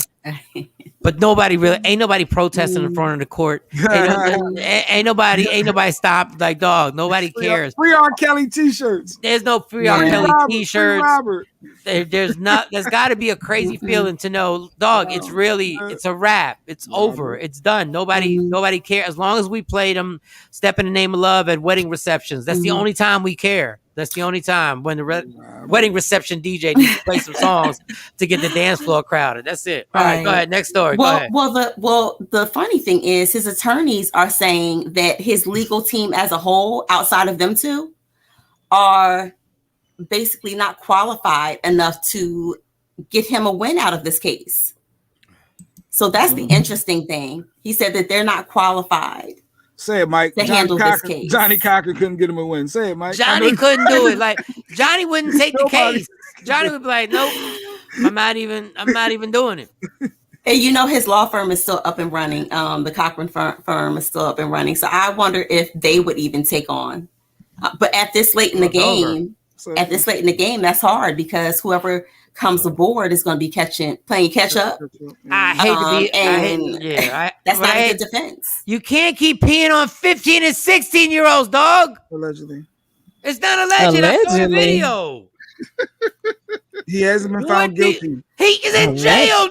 What are you talking about? So what is he doing? Is this just for sentencing? No, so this is for his actual trial. Okay, he's been sitting because the judge denied him bail on several occasions. They keep denying him bail, but this is for something. This is not for the PP incident. Remember, he was found not guilty of that one. But these are assault, and a lot of other charges. He married a 15, 16-year-old in Aaliyah. And now the lawyers are saying they're putting on dead Aaliyah. They're putting it on her, saying she lied. That's how crazy it's gotten. Perry Mason couldn't get him off action. Nobody. Dog, Trump's lawyers couldn't get him off. And Trump's lawyers can get anybody off of anything. Yes, he was acquitted for the peeing. Yes. Y'all fans love saying he was acquitted for the peeing. Y'all love that. When we saw the video, we know what happened. It was his brother, right? It was his twin brother. I think that they brought that in just to get the acquittal because you can't decide. The benefit of the doubt. That's all you have to do is create a doubt. Y'all so ridiculous. Whatever, man. His ass in jail. You can't keep knocking off these kids. Allegedly. And the one allegedly is we had an intern that's not allegedly. The kid that worked, she was my intern in Philadelphia and told us the diner, the McDonald's that he would roll up to in his fancy car to go pick up these girls. I can't feel sorry for you. Yeah. I can't feel sorry for you, dog. I almost got by R. Kelly. Me and my friends. When I was 17. When I was 17. But my mouth was too fly, so I got kicked out. I can't feel sorry for you. I can't at all, dog. You lucky technically you're lucky you're alive. You're lucky you're alive that one of these fathers or uncles, because some of you parents should be in jail too for taking your daughters to go meet this dude backstage. Y'all some slimy, y'all have gotten away with some of the slimiest stuff ever, that you took your kid knowing the allegations because you wanted them to be famous so you can get rich. You slimy bastards. But go ahead, next one. Shout to Clinton Coley over here on my Instagram live. It's light on my live right now, but we're on Free Agent Radio. Shout to Clint Coley, funny ass comedian from Philly. What up, Clint? Hey, Clint. Yo, Clint's the best at taking a picture with no shirt on, with his flab out. He don't care. I love it. I love his gangster. He'll take a selfie on some old. Look, you see the gut. You see what's going on here. Shout out to Clint. All right, give us another story, because I'm getting this haircut. I can't wait to get this cut. So I reported the other day that everybody's like, oh my God, is Bootsy okay? I cleared it up. Bootsy did not get shot on the set of his video. It was someone else. But right now, a white woman in her a little, I guess you would call her a cougar, Michael Shawn, so she's much older than Bootsy. She said Bootsy's the father. Yeah, you is the pappy. You is the pappy. Take that test. And she happy too. And she a white lady, right? She a super white lady. She's super white. She's white. I know her family. I know she gotta have some family. Like, really, Bootsy got you pregnant, but she don't give a damn. She's like, yo, this is your baby. She put up a post that said, he has your eyes. And I said, I hate when y'all women be saying stuff like, he has his eyes are brown. Well, she's claiming that she hooked up with Bootsy last summer, and boom, bam, 9 months later, she had the baby. Is he denying it? The baby is here. Yeah, the baby is here, but we're trying to figure. So I guess we'll figure out with some DNA tests. Bootsy already got how many? Like 13 kids, 10 kids. Yeah, that ain't gonna phase. They got a lot. They gotta try. They ain't gonna phase nothing. All right, add one to the squad. We'll figure it out. But she happy. She was like, he got your eyes. That eyes thing always irritates me. That always irritates. He's got your eyes. So I'm eager to see how this is going to turn out, and whether or not this is going to be his baby, and if she's going to be on TikTok, if she's going to be on all of the social media networks, parading this baby around and milking the game, milking her 5 minutes of fame. Bootsy got a wide variety of fans. I ain't gonna lie. Like, I would have never thought this chick would have been the one. Bootsy, allegedly. We can do allegedly now, Jay. Right, allegedly, not with R. Kelly. The rest of these, allegedly, we could. That really that impressed me. That impressed me that Bootsy really got a diverse fan base. They there's a Kanisha. They have a Bootsy Baby Mom Club in Louisiana. They would choose one. He takes care of all his kids. I ain't mad at him. He does. That's our doctor, Mike. That's Dr. Kanisha right there. Yes, Kanisha. Hey, Doc. Jay Black just finished shooting up heroin, and he's about to take the rest of his medication for the pain. Listen. Okay, Bootsy has 7 children. That's not bad. That's not bad. So in this day and age, 7 kids is not a lot of kids. No, when I came down south, I realized 10 ain't a lot of kids.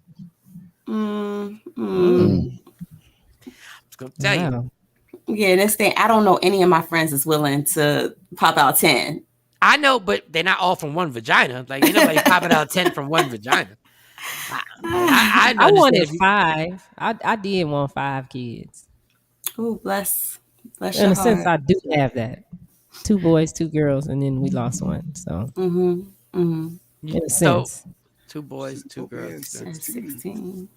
I mean, if I ain't got to pay, if I ain't got to pay, she playing. She play a lot. I don't know. I never know. I mean, but Shawnee, listen, as long as I'm not held up accountable for like child support, I'll be glad, if you need one. I mean, I'm just doing my part for the show. But due to my religious beliefs, I can't do it in a cup because of my religious beliefs. It can only. He's just here for the process. I mean, but just for the help. If you need one this more. This is not Six Flags over here. So. Right. One more. Right. Just letting you know. I'm a kind gentleman. Put that comment back up. I mean, just in case you need that Busta Rhymes. Where'd it go? Where'd You got it? Where did it go?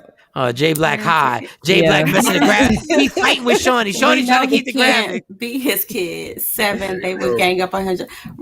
Right, Paul. All right, give me one more story.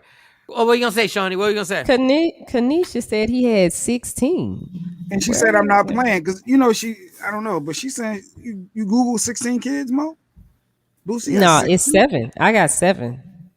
They got their pictures up here, but some might be hidden. Yeah, I was gonna say you might have some that's out there that's in the tuck. Mm-hmm. Yeah, you got to do the hood. You can't use you can't use Wikipedia's numbers. You can't use the regular Google. Yeah, you need the hood Google. The hood Google.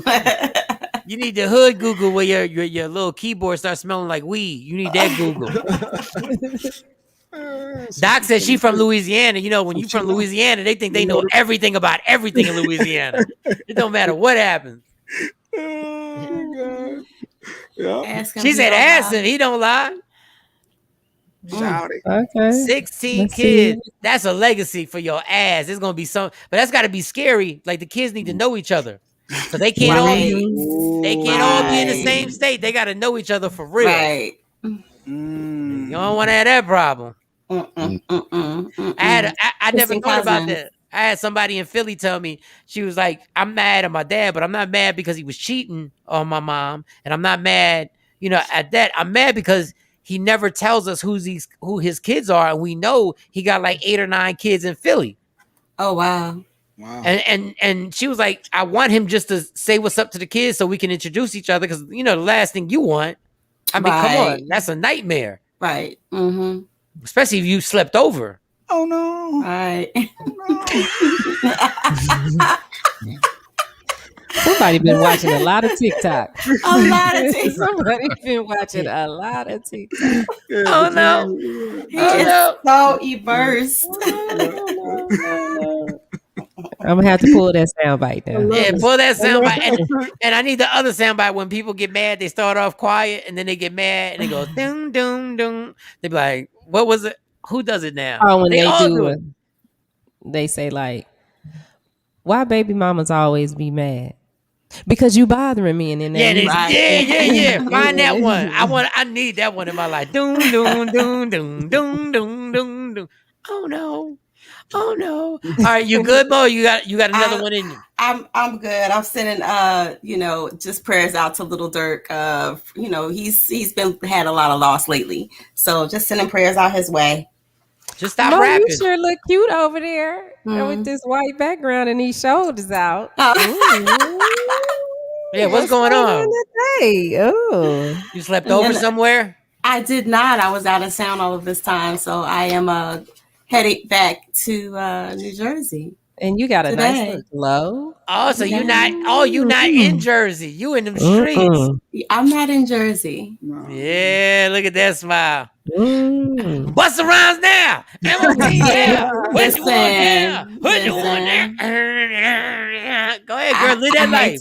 I hate to break it to you. It was only a girl's trip. You can still get a bust. Right? You can still get a bust of rhymes on a girl's trip. Oh. How many of them chicks you go with? How many of them chicks you was out with? It's about 30 of us. Wow. Ooh. Oh, so you in a hotel room? No, we stayed in villas. Villas. Where they at now? Because they probably not dressed properly. That would be good to bring them on. Some are down at the beach. Some are at the fire pit. Some are, scattered all over. Where y'all at? The Isle of Palms in South Carolina. That's why you look like that. Because y'all was drinking all night. That's why it wasn't that you were crying. You was getting it popping. Drink, bitch. Drink, bitch. Take another one.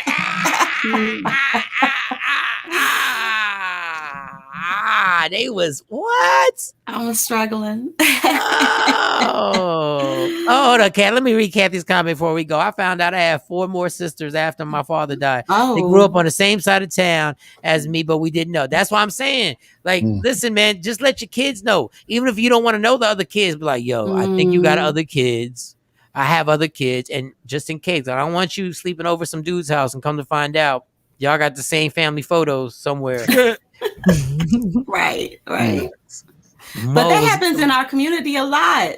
What do they call them? Hood twins? It's crazy. It happens in villas too on girls' trips. It's nuts. It happens in villas on girl. Go ahead, go. This house burned down. Ain't nothing. Look, you ain't got to worry about me having no more kids. Go ahead, girl. Go get a sip of something because the hangover. The best thing for a hangover is another drink. That's all I'm telling you. Don't let nobody judge you. The best thing for you to feel better is to go to whatever your refrigerator is and grab you another drink. Don't take like 5 of them. Just do like 2 quick ones. Whack, whack. You'll be all better. I promise. Advice from a former alcoholic. Here we go. Hey. I'm letting y'all know for those who don't have drinking problems. Mo ain't got a drinking problem. No. If you ain't got a drinking problem, the remedy, you take 2 shots. Mm-hmm. And them eyes, I see your eyes. Your eyes is crazy right now. Your eyes is crazy. Puffy Records, yeah. So what I have real bad allergies. I bet. Oh yeah, allergies. Okay. I do, and I could barely see this morning. I could barely see y'all, so that's why my eyes look sheepy. And them 2 shots will help the vision too. I promise. They'll help the vision. So 2 shots of tequila and the egg. Because I got my egg. Don't do the egg. Don't do that egg. That egg is that's so myth. Just take 2 shots. Make them a little out. Do I have a glass? I ain't even got no more shot glasses to show you. Get 2 thick ones. Pop. Don't pop and then chill for a minute. Okay, so pop. Like my wrist gotta pop. Yes, and drink a little. If you can't take the taste, just drink a little juice. I promise you, it'll be on it, and then you're good for the rest. You can go. Promise. Okay. Now, if you're an alcoholic, this is just going to lead to another bad day of alcoholism. But if you're not an alcoholic, I don't know what she was talking about the egg. I don't know either. I never heard the egg thing. Yeah. I guess probably because of the protein in the egg. Yeah. That's a lot of ovaries over there. Some good old days when you could be on a villa just walking and running around, wilding out. Pedialyte works. Oh, don't worry about Pedialyte. Just get drunk again. All right, y'all. We're going to wrap it up. We'll see y'all tomorrow morning. Sexy Mo, J Black, DJ Cam, Shawnee Scott. Love me for who I am, not who you want me to be. Thank you to Jonesy for jumping on the show with us. Love me for who I am, not who you want me to be. Don't forget, June 17th, the Arlington Improv. Get them tickets for the comedy show, 817-635-5555 or improvtx.com/Arlington. Because I can never be that. Don't forget, the only thing in life that's guaranteed, it will end. And protect your happiness. And Mo, go get 2 more shots of tequila. We'll see you tomorrow in the morning. TakeOver legends, y'all. Yeah. Hey, yo, it's gonna be a hot summer because we back at it, man.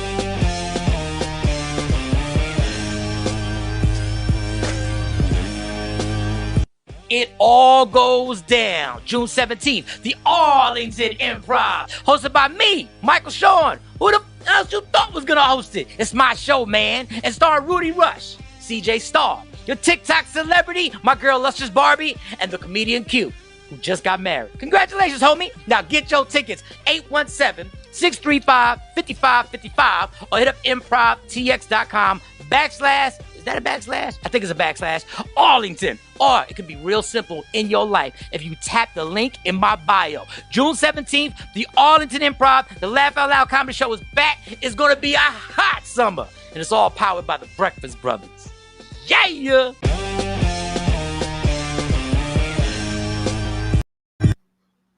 Michael Shawn and the TakeOver legends, where nothing's off limits. Free Agent Radio.